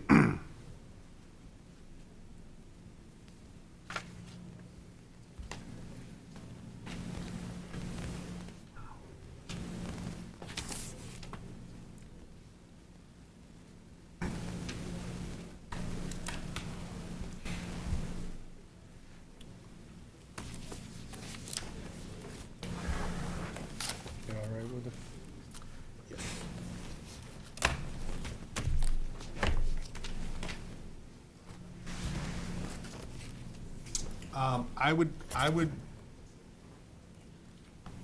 I think it's a good change.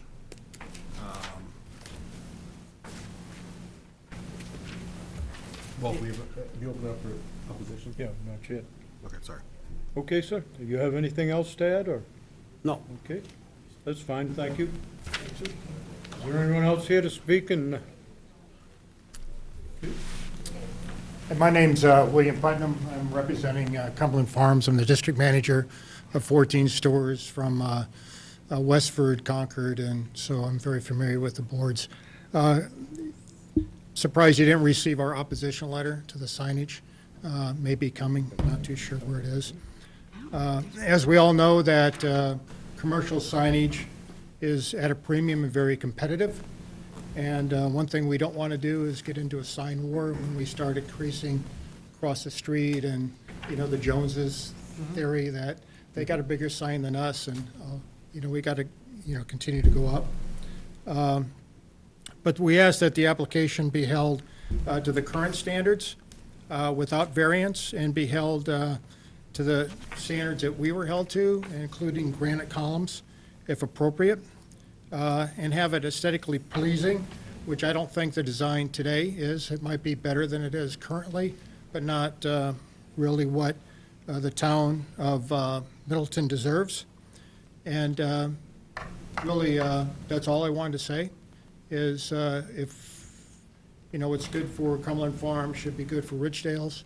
And You're telling me that you're concerned about the size of the sign there? the size and the in relation height of the to what you sign. have at Cumberland Farm? Right, we're at 15 feet, and they should be held to 15 feet, and they should be held to the same width and height as we are.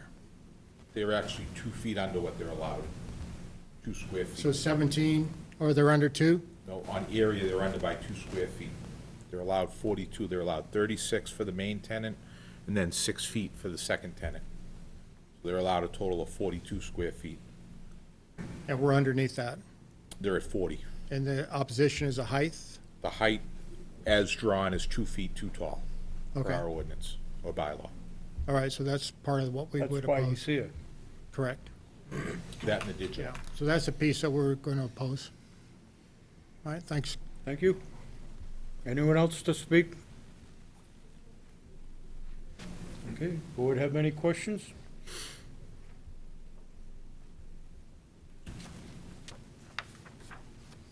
I'm not sure why we have to go 2 feet higher. Yeah. I don't understand. And he said he would be willing to bring it down 2 feet. That's what he needs to do. Yeah. So I would prefer that too. Yeah. I don't see any need. If you wanted to keep it 2 feet higher, You don't have to keep 2 feet high. We want to make the things easy. You can make the way you guys want, 15 feet maximum. That would make it easier. Yes, make it easy.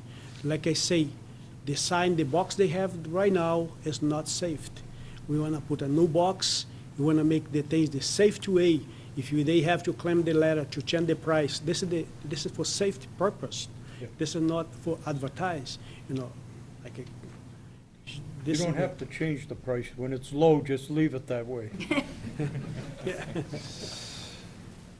would you want to keep the height and change it to a granite post? No, we're not, Of course not.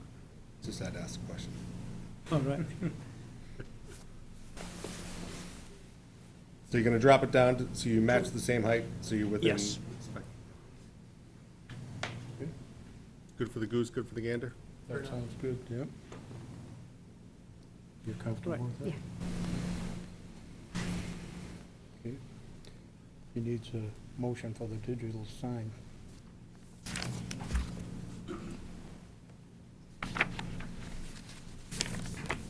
I'm Clark. Mm-hmm. Well, he was late, so he's got to make up for it. There we go. Mr. Chairman, can I ask one more question? Certainly. Just for clarification, the digital is only for the price? Only for the price. All right, and that'll be included as a condition? The property owner is not very well at following our sign bylaw? Yeah, this is only for the price, nothing else. We can put that condition in, yeah?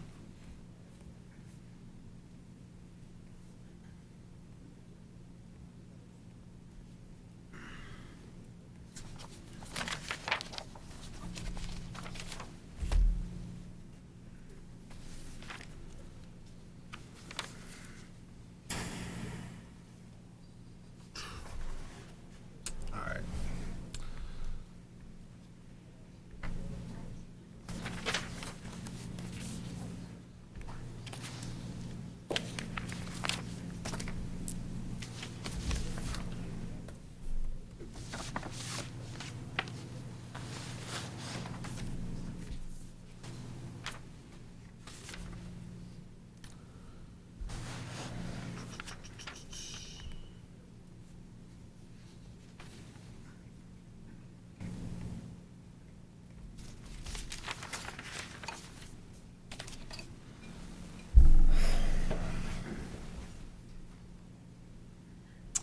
I will propose, I'll make a motion that the board accept the following findings.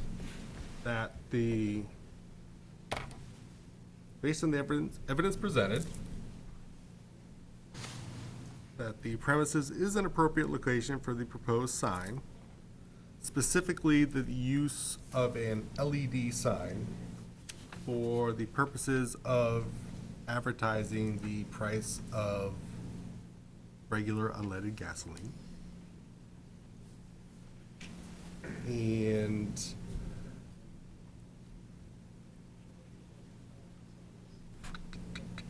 that's it, right? That's the only thing we're doing for LED.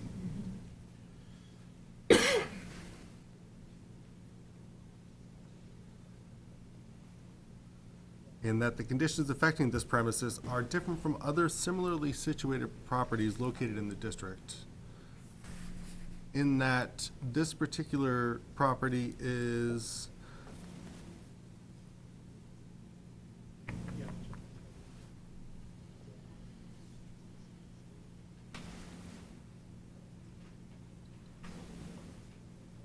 of such a location in relation to multiple traffic lights. Topographically, it is recessed from other signs of similar nature, and it will not, and as such, it will require special relief that does not affect other similarly situated properties. The sign will not adversely affect or be incongruous with the neighborhood, as there are other LED signs reflecting gas prices in the neighborhood, especially across the street. There will be no nuisance or serious hazard related to the use of the LED sign or effect on vehicular pedestrian traffic or safety. In fact, it should increase the safety related thereto. And the sign, as amended, will comply with all dimensional and other criteria described in section 5.2, including all height restrictions and area dimensional requirements, as agreed to by the petitioner at today's public hearing. Correct? Yep. Motion's made, is there a second? I'll second. Motion's made and second, all those in favor vote? Yes. Yes. Based on those findings, I make a motion to approve the special permit. Application number, somebody throw me a number. Second? Oh, I don't, it's not. Second, all those in favor vote? It's not on here either. No, there's no number. Did you lose the number? It's not on here. It's not on it. It's not on there. Hold on. Application number 1086. So moved. Second? I'll second. Second, all those in favor vote? Yes. Yes. Aye. Yes. Congratulations, sir. Thank you so much.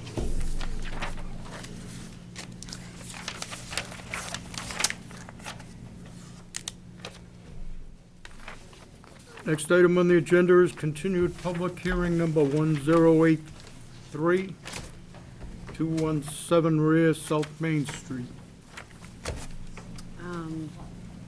We have an email. Council's on break. She's never on break. Back in action, Mr. Nazaro. Okay. um, This has already been read into the record, so Yes. we have a continued status tonight. We do have an email from, excuse me, we do have an email from Kristen Kent, the conservation agent. After discussing with the applicant, it has been agreed that stormwater management review for the 217R South Main Street property will be conducted as part of the building permit review rather than the zoning board of appeals process. So I can explain. So last This time. this is an agreement that you entered into? So what ended up happening was, last time we had a meeting, Ms. O'Leary had said that she wanted to set up a 53G account, not for necessarily for site plan review, but for stormwater management review. And my point was, this really should be outside of the process of site plan. It's supposed to be in stormwater, and it should be fully within Chris and Ken's control. Because what your permits even, you don't have any control over stormwater. It really didn't make sense. So I talked to Kristen, I said, we'll fund whatever, with an agreement, we'll fund whatever costs there are for the review, because she does need somebody to review and engineer to look at the storm water. And we'll do that, you know, at the building permit stage like everybody else does, because that's the typical process. You don't do it at this point. We're not going for the permit yet. So yes, it was a full agreement with The answer Kristen. is Yep, yes. and it was in writing. You had an agreement then? Yes, we have a full agreement, yep. Okay. So. It's one of the items off the list here tonight. Check, yes. So the other item on the list was that this board wanted to actually do a site walk and to look at the project to better understand the lay of the land, understand the access points, et cetera. What we did do is we went back and we ended up revising the entrance point somewhat. So previously, we had the entrance point for this easement actually entering over part of the easement that was located closer to the Starbucks entrance, where they enter here. Everybody calls Starbucks entrance, I don't know why. But it used to actually bend. It was more over about 15 feet. And then what the Richardsons did was just lift it and put it within a certain other portion of the easement area that encompassed more of the breadth of the easement. I say that only to give you reference. So what we did was we moved the opening, period. And we continue to have the same 30-foot width going all the way back. We continue to have the same infrastructure, you know, as we have the need to blast. I mean, you saw the site, you understand why there's a lot of ledge out there that we need to attend to. And really, those were the only items that we were updating. I mean, other than that, the building continues to be a brick and glass facade building in the front. It continues to have up to 12 bays. The reason why I say up to is because that's what we have entrances for, but if somebody comes in and wants 3 of them and wants us to combine them, we will. We have only 6 loading docks at back, and you can see it. The one thing I want to say, and I want to highlight, and I can't say this loudly or clearly enough, this is not a trucking terminal. This is not a building that's going to have only truck traffic. It's ridiculous. That's not what this is. This is a standard commercial building that will have some truck traffic. It'll have a lot of car traffic, and that's it. It only has 6 rear loading docks. That's it.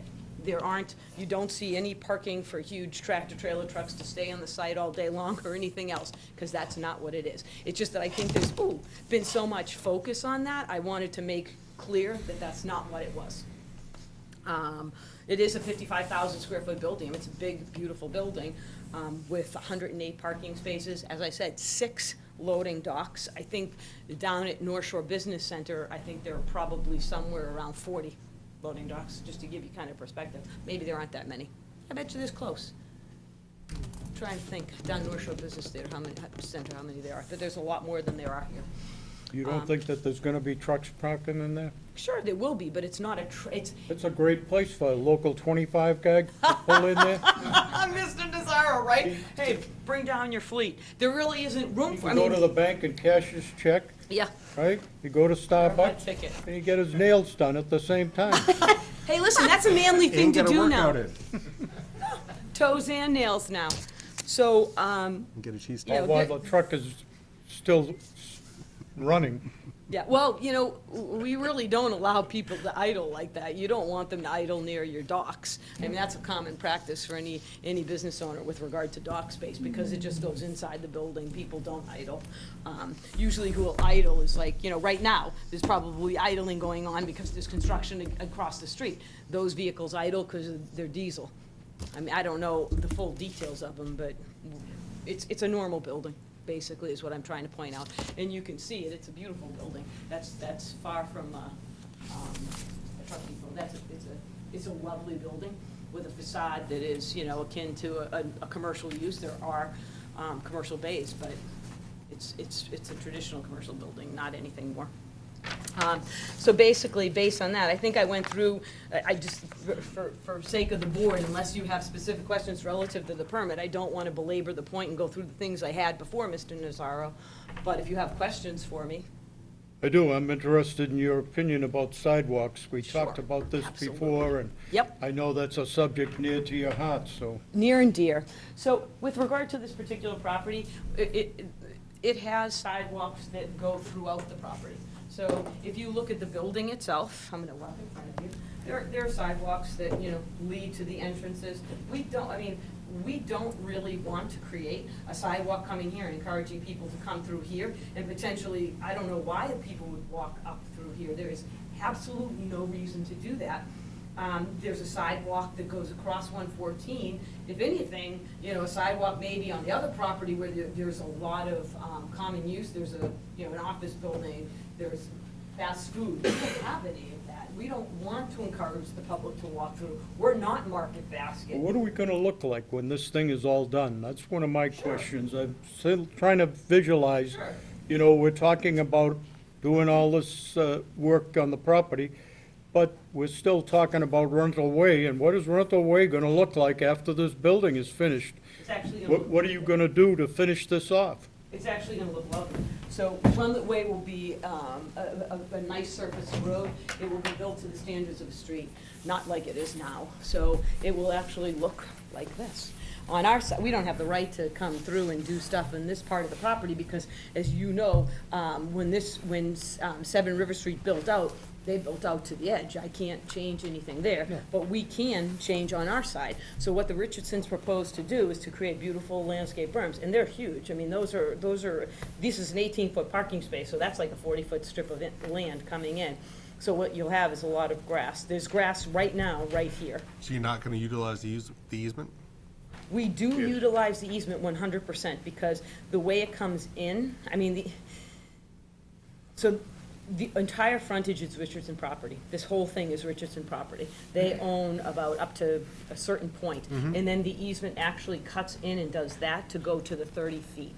So Richardson uses a portion and then a portion of the adjacent property is used, but in front, the entire 30 feet that is running down here, most of it is Richardson property.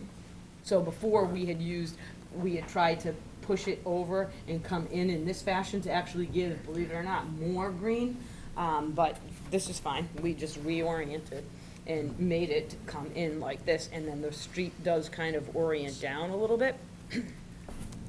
But it's 30 foot wide. I mean, it's a big So street. you're putting sidewalk Yeah. in by your Oh, building, of right? course. Yeah, I mean, we would never not provide for sidewalks within the property. So if you're parking there, we want you to be able to come in. If you're parking in this space, we want you to be able to come in, not walk behind cars, but walk along a sidewalk to get into the building. We provide for safe access within the property, of course. So do we not think that employees in those units might want to go get a cup of coffee or their nails done or work out? Can there be some demarcation on the roadway where people aren't just meandering willy-nilly on I have the to be road? honest with you, they meander no matter what. Well, Like I even, know. like if you go into Market Basket, But at least if you hit me and I'm meandering in a place I'm supposed to be, Yeah. They tend not to meander properly because they don't know where to go in here because there's nothing to Because there's direct nothing you. marked There's out. nothing there. You It's know, all, instead of all this green here, why wouldn't you put a sidewalk? It'd be cheaper to put a sidewalk in there than it would be to maintain green. we don't want people Now, walking up. supposing you had people at this front strip mall who were doing business, and Yeah. then they're going back to do business Yeah. in your new building, they don't wanna move their car just Yeah, to these go people- that short There's distance. not gonna be any, But they don't wanna be walking out in the street. You don't wanna be walking in the street with the weather the way it is now with all the snow and ice out there. sure. So the way people would do it and should do it is if they really want to go in, people are terrible. They don't even wanna park farther than 10 feet away from a door. Well, So they my wanna guess park at is, the front door. it's unreal. So most people, believe it or not, end up, I don't know what they'll end up doing. But the point was, is we would prefer to keep this grass. We don't really want a sidewalk. We don't know what the sidewalk purpose would be because people aren't going to, they're not gonna use it for the most part anyway. So what are we supposed to do now? You know, maintain all the sidewalks so people can, I don't know, do what? These people aren't it's not like it's an office building where you have people sitting there all day long, or a college or a school or something where people really have a large volume of traffic where they want to leave the property and go somewhere else. I mean, if anything, the adjacent properties could have provided for pedestrian access within the building sites, but for an industrial site too, you invite trouble. So when the building's completed, what is the plan for Rundle Way? Are we gonna redo Rundle Way, or 100%, Mr. Totally Nazaro. new 30-foot Total. road. all the way to 114? Right It will to, be the back done, lot. so this is even better, so here's the so here's the overhead view. So that was kind of like the landscaping view, so here's what it will look like. It'll be this strip right here, it will be built to Middleton Street standards. Everything will be well lighted, it'll be well landscaped, obviously, and then when it comes in, the property will still continue in this way, and it will veer into the Richardson's property. So there's still the two entrance points, but it's 30 feet all the way up until this point.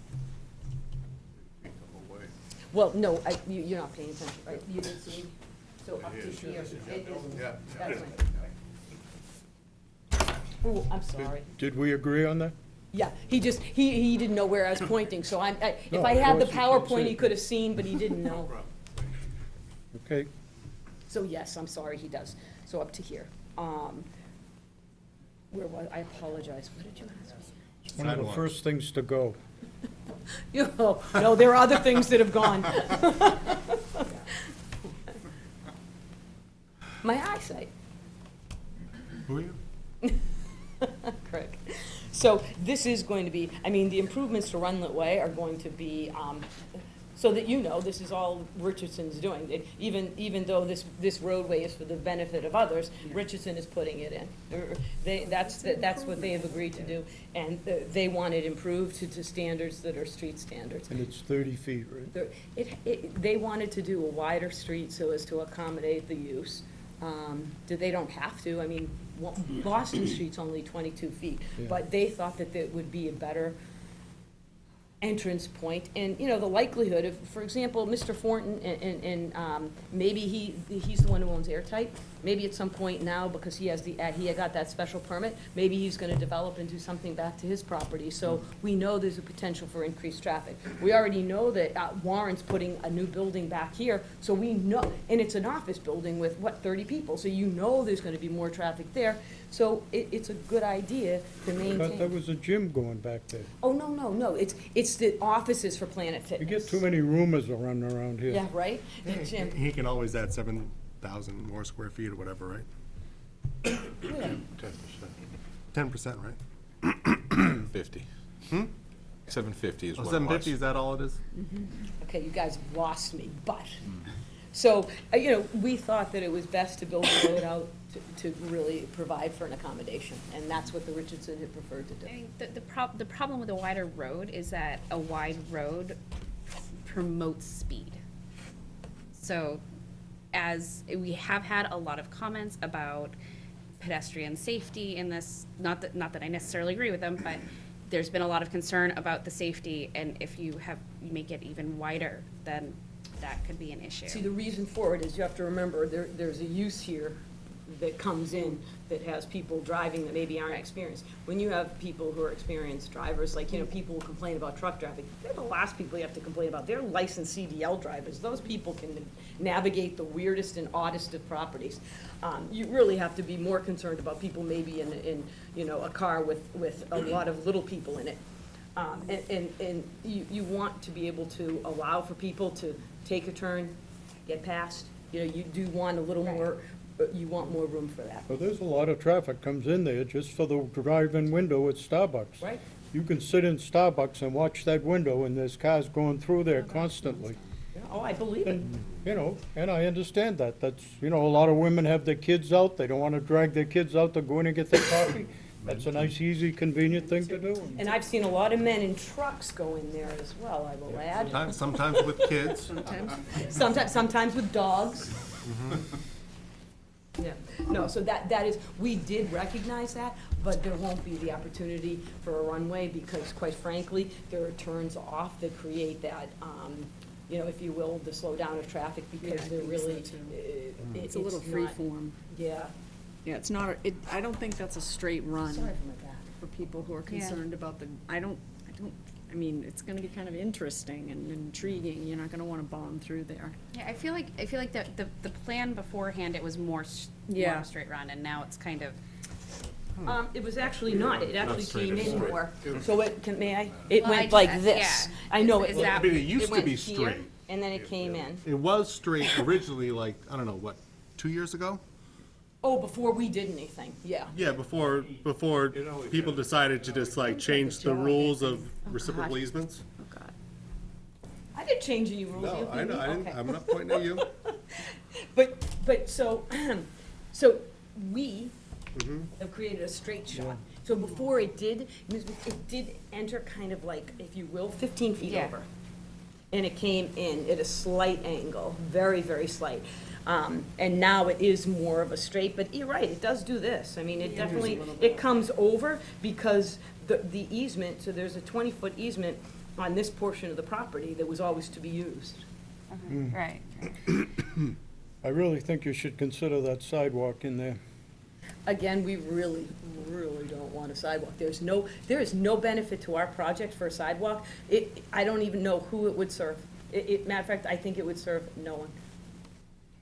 Because we're never gonna use it. Never, never. You know, as the place builds up, you know, we've discussed this before or outside the board, Yeah, you know, all the building, and you see as well as we do, all of the building that's going on 114, yet nothing is happening to 114. 114 is not getting any bigger, but it's getting a lot more traffic. And every year, the traffic is increasing because we're building and putting more places in that's attracting traffic. well, actually, the problem is that Middleton is a pass-through community. So I actually was looking at the MassDOT regs, and it's because of the growth in North Andover and the growth taking place on all the communities that abut us. And we are literally the pass-through because Middleton has 2 state highways running through the middle of it. And that is unusual and burdensome. We get 38,000 cars a day, 38. No, there's no question about that. I was in the Pass-through. town hall the other day, and somebody told me that Middleton is the new Linfield. Oh, I wish. That would be nice to have a marketplace, but we will never do it. It would be nice. But, so. You say I- that. I know, Look at the building that's going on. Don't you know? But again, there's no place here to put a sidewalk. To put a sidewalk here serves literally, it's a sidewalk to nowhere. It doesn't provide access here because there's You no know, way to get there. You come to a good agreement with your stormwater situation that was here before the board? Oh, yeah. Before you made an agreement, and that kind of solved a problem for you, and you only have 4 votes here tonight, so I think we have to have some kind of consideration. Jill, can I say something? Oh, excuse me. Yeah, of course you may. This is Mike Lamb. He is from the Cameron, I can't ever get that right. Here, go right ahead. Yeah, we met him He's at the engineer. sidewalk. You did. Yes. Yeah, I think what, just wanted to clarify now what Jill was trying to say is, obviously the development of Mr. Kelly's property here, as well as the proposed project back here, they're 2 separate owners, they're kind of doing their own separate projects. At the moment, there's really no receiving area. If you have sidewalks, let's say you had a crosswalk, there's no receiving area. If you were to cross, you're gonna walk into a parked car. So there's, I think the way I see it here is, at the time, we don't have, there's really no great solution for where exactly would you cross, because there's no receiving area, and when you look at the site design for this next project that they've proposed, they just got the modification for, also no receiving area. There's cars parked right along the whole building. There's no, so I think the onus is on the 2 owners to maybe, not at this time, but to You know, sort you it out, can to take figure and out. put a sidewalk in there, and put a crosswalk in. It's a private way, just like you do in the parking areas like Chairman. Market Basket does. I'm gonna just interject here. In this area here, any connection between lots that aren't owned by the same owner is a hard stop for me. Period. Because access board also requires if you install a crosswalk, you have to install one directly across from it as well. Yeah, it's So just, that's not gonna, I'm looking at this plan right now. We already have a total mess at the bottom right corner there, because nope, further down, keep going. Oh, yeah. About down here. Yeah. Yeah. Because, The little bit in the Because Walgreens all- parking lot, yeah. it's like a triangle there. yeah, Yeah. so, Oh, that hump. yeah, I refuse. This one. And unless somebody gives me a good argument otherwise, I'm not just giving a sidewalk or access to somebody else's property ever again. And you can claim whatever you want, but I see people parking down there that aren't going to Walgreens. I see people driving over a curb that aren't going to Walgreens. So Walgreens has no control over something that lot is now controlling the traffic flow to. Why would I ever approve something that would control the flow of pedestrian or automobile flow to somebody else's lot ever again? Like, that's not fair. It's not fair that it happened to Walgreens before, and it's not fair to do it to what we call the Starbucks Plaza now, to put in, whether it's sidewalks or crosswalks or other driveways that would direct traffic, whether it's pedestrian or automobile, to somebody else's property. It's not fair. Because if you go to Walgreens right now and you say, hey, can I park over there? That's your lot. Like, that whole area there is Walgreens property. That whole cutout, I'm the only one that was, like, I pushed for that lot. Because when the Starbucks Plaza was Pepperidge Farm, they needed that little cutout for a turning radius for their trucks. So there was a little bit of at the time, everybody was kind of kumbaya, and clearly we've gone beyond that. And so, to say like, hey, we want to have access and easement, access to these other properties, it's not fair to these other property owners, because they're not here and they don't have a say on whether or not, oh, you're gonna like direct traffic onto my property? Like, that's not right. And it's not fair to them to say like, hey, we're gonna be funneling everybody to this corner of your lot. Yeah, and there's no So provision. within the lot, yes, like, We have them. yeah, which is great. Like, yeah, keep people off the street. There's gonna be trucks going by. That's fine, but to direct traffic, whether it's pedestrian or automobile, off the lot to other uses, those uses could always change. And as we found out, when those uses change, you get stuck with something that you can no longer control. I mean, that whole bottom right corner, that was put in there. Walgreens is very accommodating to put that in. And now it's just dead space that the beneficial owner is reaping the benefit of now. And it's just, nobody wins now. If that makes any sense. Yeah, that's kind of the way I was trying to explain it as well. It's not set up to have shared, have this cross-trap gate, and it wasn't set up with that vision in mind. With this building, wasn't set up with vision in mind for this proposed building. There's separate uses, and I think that's kind of what I was trying to touch on. And if there were agreements in place that were recorded that could stick with the land and carry forward, that, a successor and interest could fall back on and say, hey, I have an interest in staying with it. Honestly, like, hindsight being 20/20, I think we made a mistake with that little corner down there. Like, we really shouldn't have encumbered that property with that little corner. Like, so, shame on me. Like, I'll own that, because I was a big proponent of it. Because now we've got people driving over snowbanks, and who's gonna regulate that? And who's plowing that? I know the owners are here, and the attorney for the owner is here. Maybe they can enlighten us to that. But, they're supposed to keep their traffic on their property, and their traffic is now going off the property because it's been encouraged to go off the property. And that's not something we want to do with this new property, I would hope. know, you have what you have. And so let's keep that site plan to the site. Okay. Is there anyone else to speak on this matter before we go forward? I have a question. I'd like to have Certainly you can, yeah. a question for her. You can ask council a question, certainly. Yeah, I'd like to know when she plans on doing the stormwater management.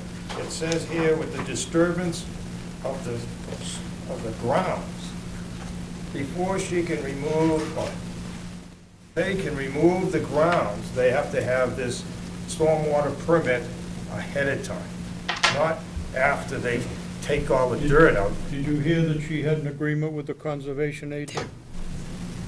Yeah, but it's here. So that took that off of our table tonight. That was an issue that was on the table tonight. It was one of the issues that we were gonna bring up, and she started her presentation. But she had previously made an agreement in a meeting with the town's conservation agent, and they're gonna take and work that plan out between them. So that takes it off the table for us tonight. And just so everybody knows, we're not allowed to even disturb the site until we have a stormwater permit. Ms. Kent and Mr. Fitzpatrick require that we be able to handle any runoff during construction, so you can't get anything. And the provision you're reading is says building permit, you get all your special permits and all your authority to proceed, you just aren't, Mr. Fitzpatrick doesn't issue you your building permit, and Ms. Kent doesn't issue you, well, she's not gonna issue any permits other than the stormwater permit, but they go hand in hand. I mean, Mr. Fitzpatrick can speak to that, but, so that is really how it works. And the other question I have is, how many floors are you gonna have in this new building? We never discussed what else you have down, other floors, right? So Richardson Green is the owner, and they are going to have a single story with the possibility of a mezzanine. It's a traditional industrial building, so at the present time, we contemplate a single story because you need the height in an industrial building. However, there's the ability to put in a mezzanine structure, which would be a second story. And that would be something they do after the building is Right, complete. it's inside the building. You wouldn't know it from the outside. Yep. Go ahead, Anthony, I'll move so you Okay, council? Good evening, Anthony Pesci for 7 River Street LLC, 50 Rutland LLC. Of course, 7 River Street is by Warren Kelly, 50 Rutland Street is Mr. Jim Thornton, who's before you today. I believe, I just want to make sure that I'm right. This is the new plan, right, Jill? Because I just want to make sure. That's the new plan you provided? Trying to look at the revision date. It's 11/22? Yep. Okay, so I want to make sure that we have no objection to this current plan, except for a few minor things that I think I want Jill to maybe just point out. The first one is, there's this piece which is where the trucks are gonna come out, is that correct? Based on this plan, and maybe you could elaborate, it appears that part of that is on the easement. Are you planning on blocking that part of that easement, Jill? I just wanted to know. Okay, so it's not on any part of the easement? It's not? No, it's not. It's on your easement, it's not on your easement, no. Okay, because my understanding goes, The 20-foot easement that, and it is probably a private matter, but It is. I hate to say it. but I just want to know, like, is this covering any part of the easement that has been agreed upon by the parties? You're talking about the easement that the Richardson gave to Mr. Kelly and Mr. Fortin? Right. Not the easement, because this is the easement that Mr. Fortin has on Warren's property. Mike can speak to it. The easement for the street itself, like how far back does that reciprocal easement go? Mike, can you step up? I mean, Jim, just step up, please, because I want to make sure, because I was at that site, and I just want to make sure, because my understanding is that 30-foot easement turns into a 20-foot easement, and it ends up cutting short into a 20-foot easement, correct? Because this is Jim Fortin, he's one of the owners. Okay, this is probably a little easier. Sorry. Jim, come over here, please. So the easement comes down here, and then it goes from 30 feet, and then this is going to be ending up 20 feet, Jill. Right, because I don't think that the reciprocal easement, you'd have to pull the reciprocal It's 10. easement. This is 10. It's 10 feet, right, so it I becomes, apologize. Council, I got it right in front of me. right. So this is, it's color coded and it's much easier to see. I was gonna look at mine. Okay. Will you just look at that, do you mind? Yep. Take it with you. Wi-Fi enabled. I want to make sure, because I wasn't able, I don't have this.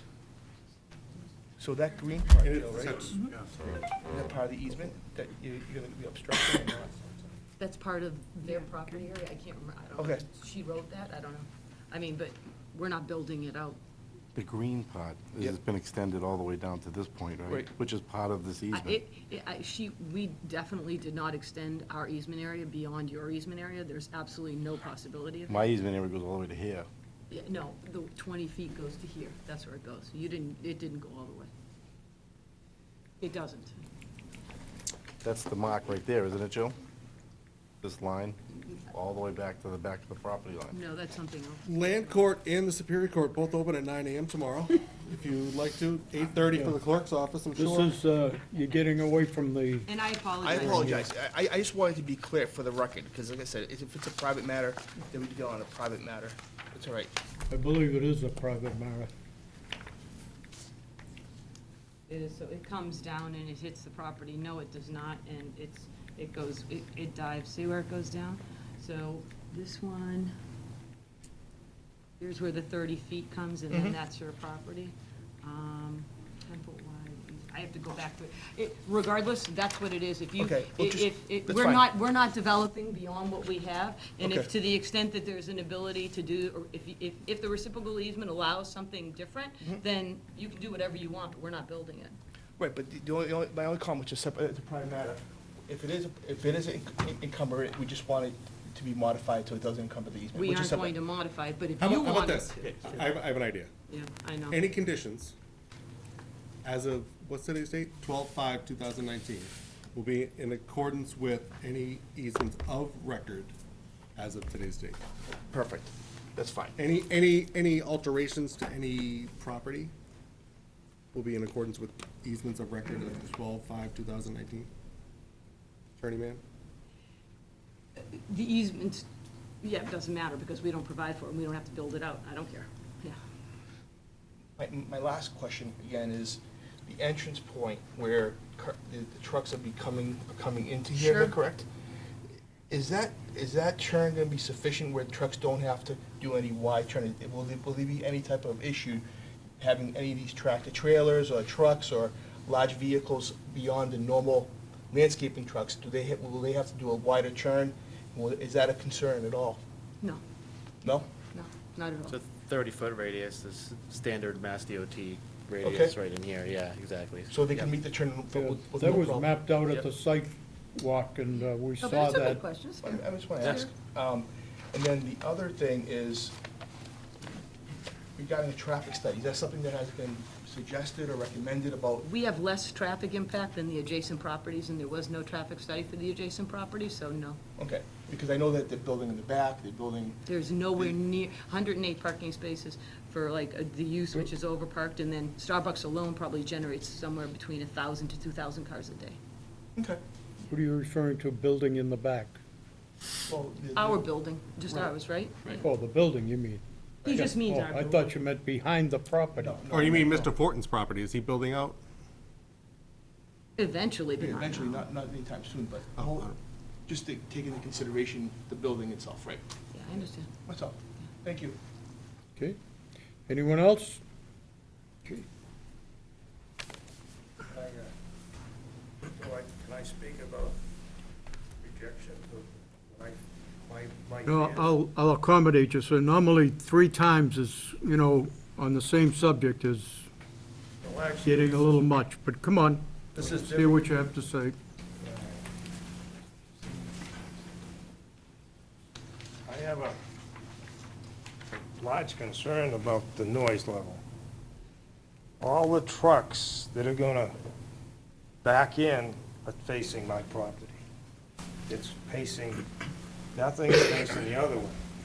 My other concern is the usage. She's very vague about the usage of this, and you can't really pinpoint. I asked her what she's gonna store, she says, I can store anything except under article, whatever, And there's 108 parking spaces. There's a lot of spaces just to park these few trucks. There's other things in mind. There's gonna be a lot of traffic here. They didn't talk about the businesses that's gonna be in there or nothing. I mean, and the concern about, the traffic, if they're actually utilizing, they can eventually, once they get the building up, they can, say, well, hey, we got the building, we can do this, or we can do anything we want. They can actually repair vehicles. They can take these people with the trucks, if they wanna go in there and fix their vehicles, they can. If they have a truck parked in there and they're idling, they can have air conditioners on, you can hear the motors going and everything. I mean, there's a lot of noise. I'm 71 years old. I lived in this house for 50 years. Me moving because I can't take the noise anymore isn't part of my deal. I can't do it. That's not an option. The board has no control over the idling. There's a state law that affects idling, and no vehicle in Massachusetts can be idling on the street or in a parking lot for more than 5 minutes. And if they do, the police can cite them for that. Now, if you're gonna call the police to come down, they can take and effect that. This board does not have effect over the idling of them. We can make suggestions to the owner, but we can't. The same way with what they're gonna put in there. Within reason, they can put in pretty much what they'd like to put in. If there are certain conditions that, if they're storing certain items that are covered, then that changes the whole complexity. But if they're having just storage areas or office areas, the board can't restrict them or tell them, you have to tell us what you're putting in there before we're gonna give you a permit. So I understand what you're saying, and I appreciate your situation, sir, but We don't have the usage. They have nothing on paper as Well, far as but the they- usage But they of do their- it, but I'm gonna interject just for 1 second. They do have the usage. They have several usages on paper. If you go to the table of use regulations, any use that is allowed in that zoning district, they can do without coming back here. Okay. So I And can and there's a bunch of them there. I know a bunch is a technical term. So it is gonna be a large impact on me. But not It necessarily. could be. It could be, but If there's a possibility with 100 and something parking spaces, it's just common sense. but It's common sense that they're just not gonna have these few trucks going in once in a while. She's, I don't know, it's just not they're not upfront. Even when this thing goes- But the table of use regulations was approved by the town at a town meeting. I That says understand on this property in particular, but in the zoning district as a whole, that these uses are allowed as of right, that they don't need to come back to get approval to use the property for this purpose. So the purposes you're asking about, for them to tell you whether they're gonna use it for one way or the other, they don't have to tell you, because the town has already voted that they can do it for any of those purposes. So I totally understand, and honestly, the ambiguity and the unknown of not knowing what's gonna go in there would freak me out too. But the reality is that the town, if you go to the bylaws, the table of use regulations lays out in each zoning district what uses are allowed as of right. So any of those uses are allowed. If they want to do something outside of those uses as of right, they're gonna have to come back. They're gonna have to hire, Jill's gonna come back, or whoever maybe they don't like Jill, maybe they hire somebody else. They come back, and they have to say, hey, look, their tenant wants to come back and say, hey, they've got some wacky use they wanna come in, and they have to get a special permit to get that use in here. If they want, for instance, you were asking about, if they wanna bring a truck in there and they wanna do work on it, can't do the work on there. No, if they want to do automobile repair or any of that kind of stuff, they cannot do that. That is not a use that is allowed as of right. That's an automobile repair that they have to get a special permit for. So if one of those bays, of which there are only 6, if they want to use one of those bays for automobile repair, even if it's tractor trailer, say they want to drive a tractor trailer truck in there, they want to sit it there, they're going to turn it off, they're going to fix the engine on it, they need to get a special permit. And in which case, let me tell you, the board's going to give them a hard time. And they're probably, I know I've been on this board for 13 years, I'm not gonna let them do it outside.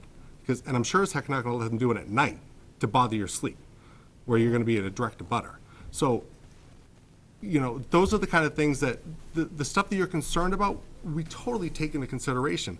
But there's some things we just can't. And the things that are allowed by the bylaws that you can go online and see, like, we can't fix that. Unless you go to town meeting and you do a citizen's petition and get it changed. The other thing, they had restrictions on the number of hours that they can utilize the property. They wanted to limit it. And they could do it 24/7. They can pull in a Correct. truck at late hours and everything else. You know it's a commercial property, so. I just drove, like, But they, take Topsfield, for instance. I just drove through Topsfield last night at 11:30 at night. Still working. Yeah, my kids were asleep. And Fairview Machine, great machine shop, all the lights were on. You think Topsfield's gonna tell them not to operate at night? Like, same thing. Like, are we gonna tell them not, that they can't have a business that wants to operate a second shift? I couldn't hear a peep driving by. Yeah. You know, it's just, it's an industrial, commercial zone, like, they have to be able to operate their business. And if part of operating their business is operating at night, if it doesn't affect the neighbors, they have to be able to do that.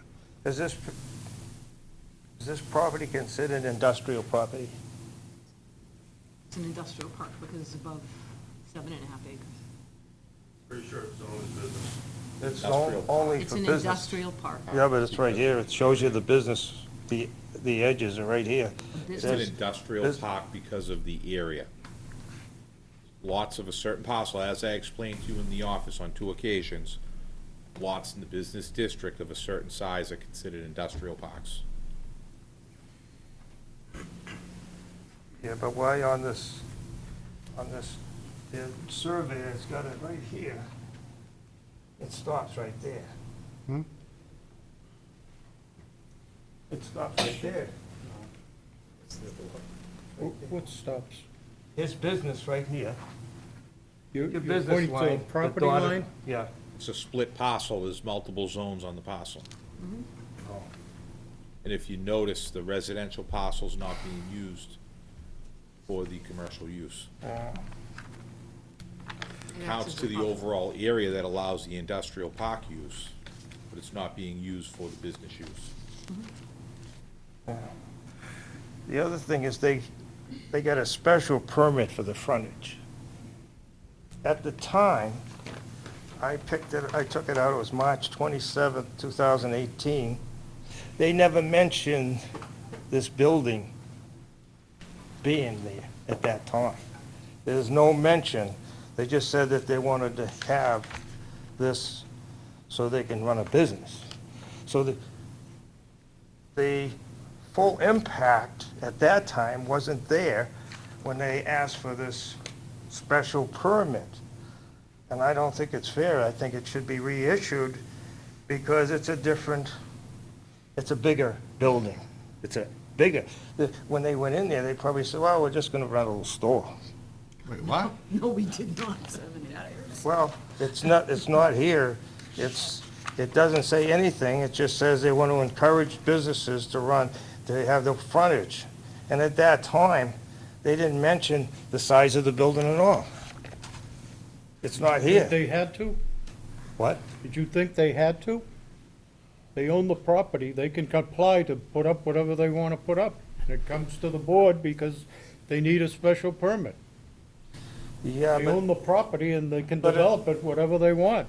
but what I'm getting at, it's sort of going ahead of the thing. I mean, You think When they're you putting the order cart this- before the horse? yeah, Is that the because. metaphor? Yeah. Because when they do this, I don't know if they would have granted the permit for a large building at that time. But see, the beauty of it is we can revisit it now. And so if, given the conditions, given everything that we can weigh, we can grant it or deny it now. Yeah. Well, the other thing is the traffic. There's no question. There's no question there's going to be an impact, especially if they utilize this property with, once you give them the permit, they got 100 and something cars going, they're possibly going in and out. They can change this building to private, all offices or whatever, because it's a business. So, and not only that, the noise is not only affecting me as an abutter. They tore every tree down in this large area. Not only did they tear it down, but they forced the guy with the dog place, which he was here, they forced him to bring his havoc up his place. They tore all those trees down. Now I have no buffer. I can hear the cars on 114. I can see the lights on 114. I can see the whole mall. He destroyed this property. The trees are falling down from the edges because he never banked it back up properly. You can even see the fence falling down. It's been like this for a while. This is like 2 years. There was a swimming pool behind my house that he filled in, and I asked the guy, what is he going to do? I don't know. Everything was a secret. I only had, what, a month and a half to think about this? Not even that. He came up my house 3 days before the meeting and told me what was going on. That's all I got to say. I'm sorry.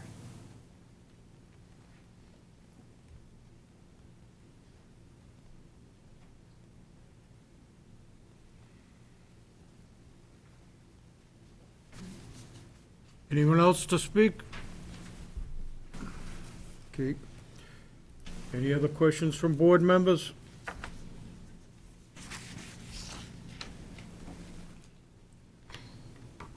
And we are seeking a special permit as well for uses, or for the, because in order to even have any kind of like a plumber or an electrician rent your bays, we have no outdoor storage. We recognize that, to Mr. Hartwell's point, that there really should not be an outdoor component to this particular property, and we do not have one. Everything would be conducted within the interior of the building. In addition to that, this is a state-of-the-art building. It's not a, it's not a shed that's going to go up that you're going to be able to hear, the businesses being run from indoor. You drive by the old Salem Metal Building, they ran 24/7. You go by the new Salem Metal Building, they run 24/7. You can't hear them. You go by M&K, you can't hear them. You go by Market Basket, believe it or not, even though the store is not open, they run all the time because they have to stock the shelves and they have to get deliveries.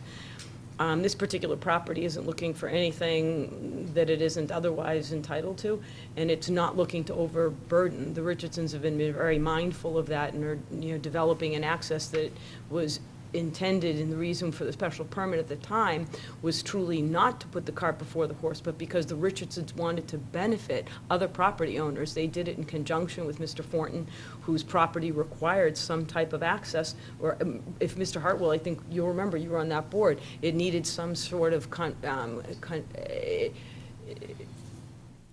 they needed to confirm the right to access over 114, and that's what this particular reciprocal easement did, and that's what the special permits did. Oh, we bet like Gumby. Yeah, exactly. He's only there, yeah. But now and it's good for Mr. Thornton. Now he has the right to access. He has a legitimate special permit. His property has become completely conforming now, and it's become much more valuable because the Richardsons actually entered into the reciprocal easement and granted the rights to use the way to its abutting property owners, and they too bore the benefit of that. This particular property could have been, designed in many numerous ways, and this was the best way to do it. But again, with regard to the operation, I respect Mr. Burke's opinion. I guess even the engineer said to me, Jill, there's a 60-foot grade difference between the buildings, and this is going to be a single-story building without, it's not an office building. You're not going to have activity on top. It's not a restaurant.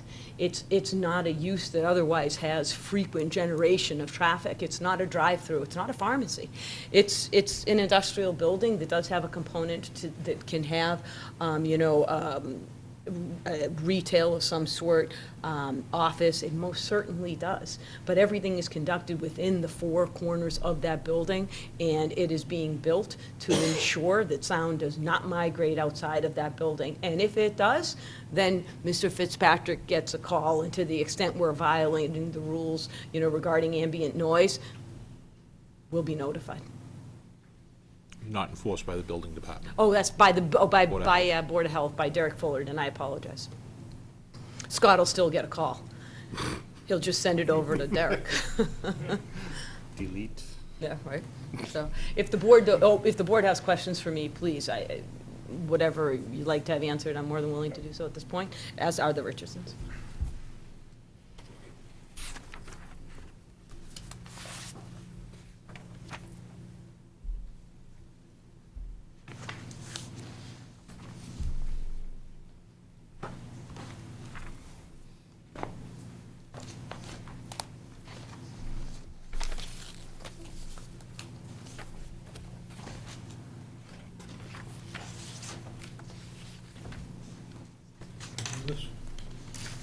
Yeah, maybe a little time.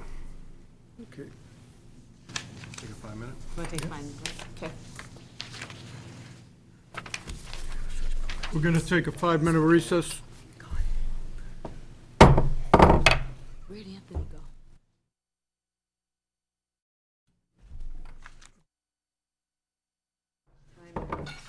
We're back on the record.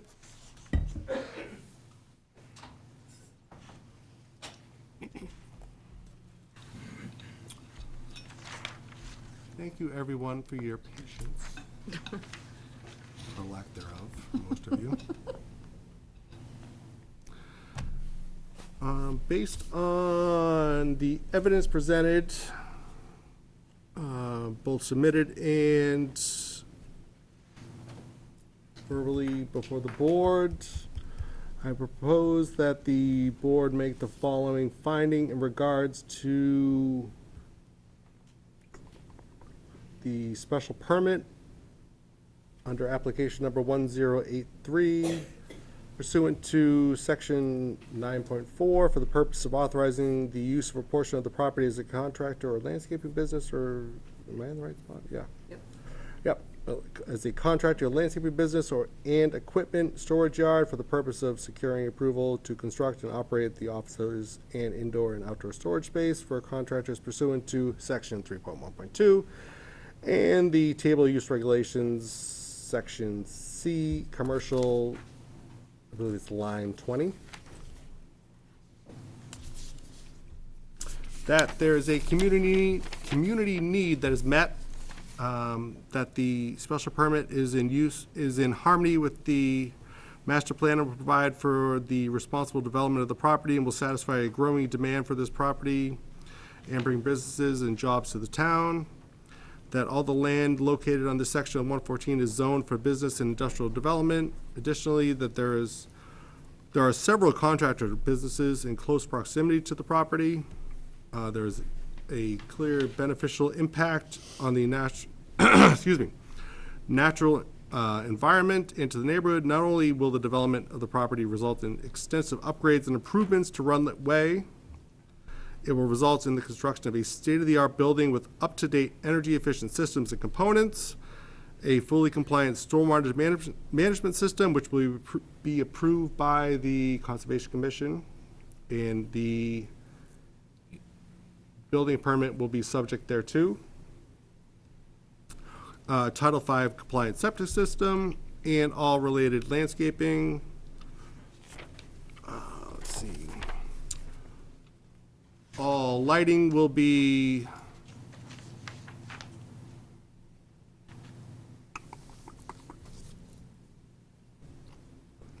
will avoid any trespass and glare onto adjoining properties.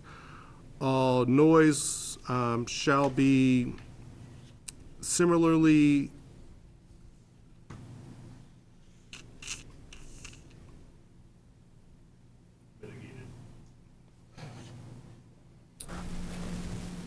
mitigated, thank you, thesaurus man, to alleviate any trespasser or into adjoining properties.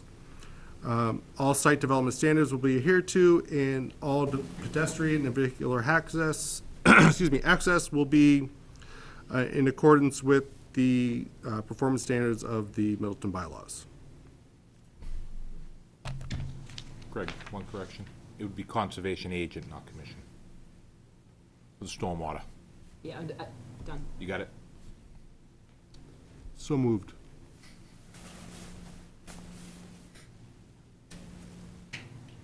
I'll second. Not easy.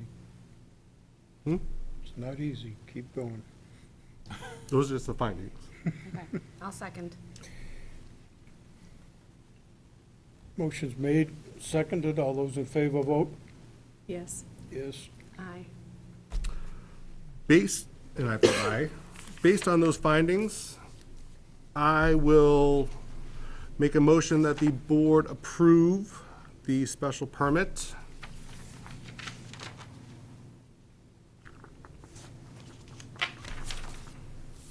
Let's see what we got here. Under section 9.4, with the following conditions.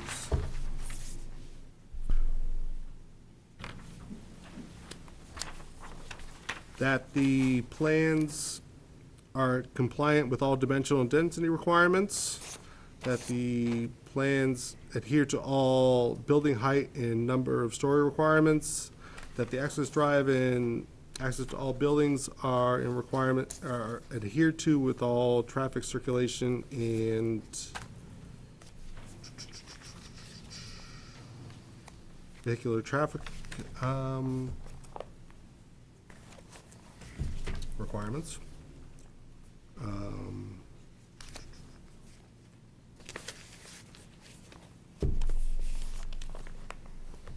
you want to say the installation of runlet? Is that what you're, What's that? you want to do the installation of runlet when I write that? Yeah, I want to make sure I add in the other. Mm-hmm.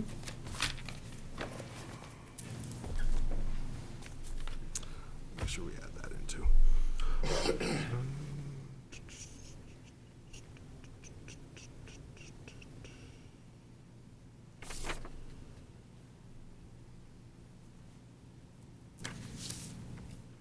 That the, let me see. I'll add this in there too.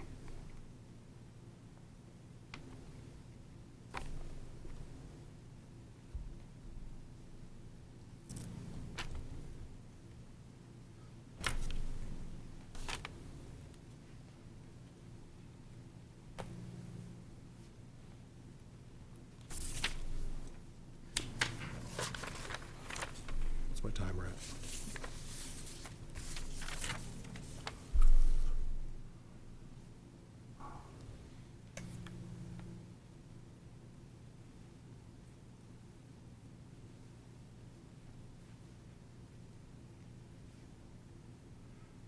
I'm missing one. What am I missing?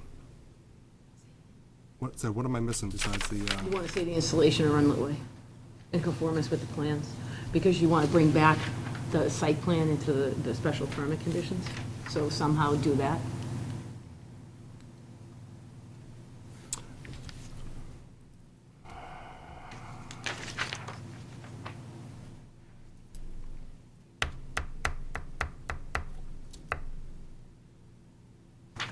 Because the site plan incorporates all those general conditions, so if you do it, you grab them all.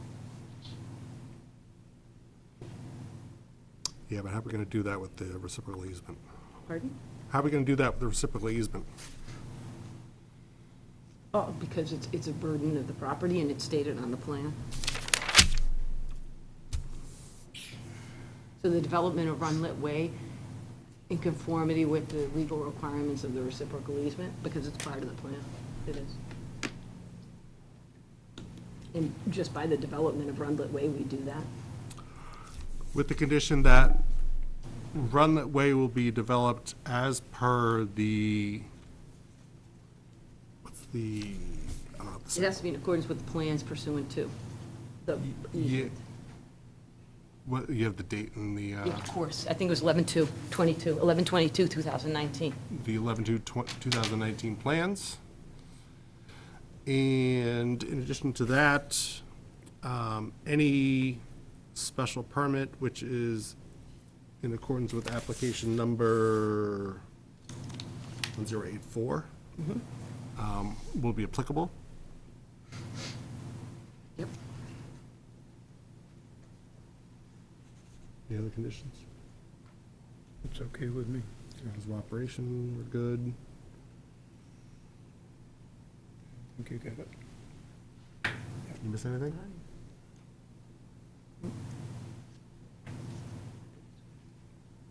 Second? I'll second it. Motion's made, second. Did. All those in favor vote? Yes. Yes. Yes. Aye. And I will also make a motion to approve the site plan, which I don't have in front of me. 11/22/2019, So moved. subject to the general conditions. Second. I'll second. Motion's made and second. All those in favor vote? Aye. Yes. Aye. Thank you very much, appreciate your time. I'll, Craig, you want me to revise and send it back to you? Want me to revise? And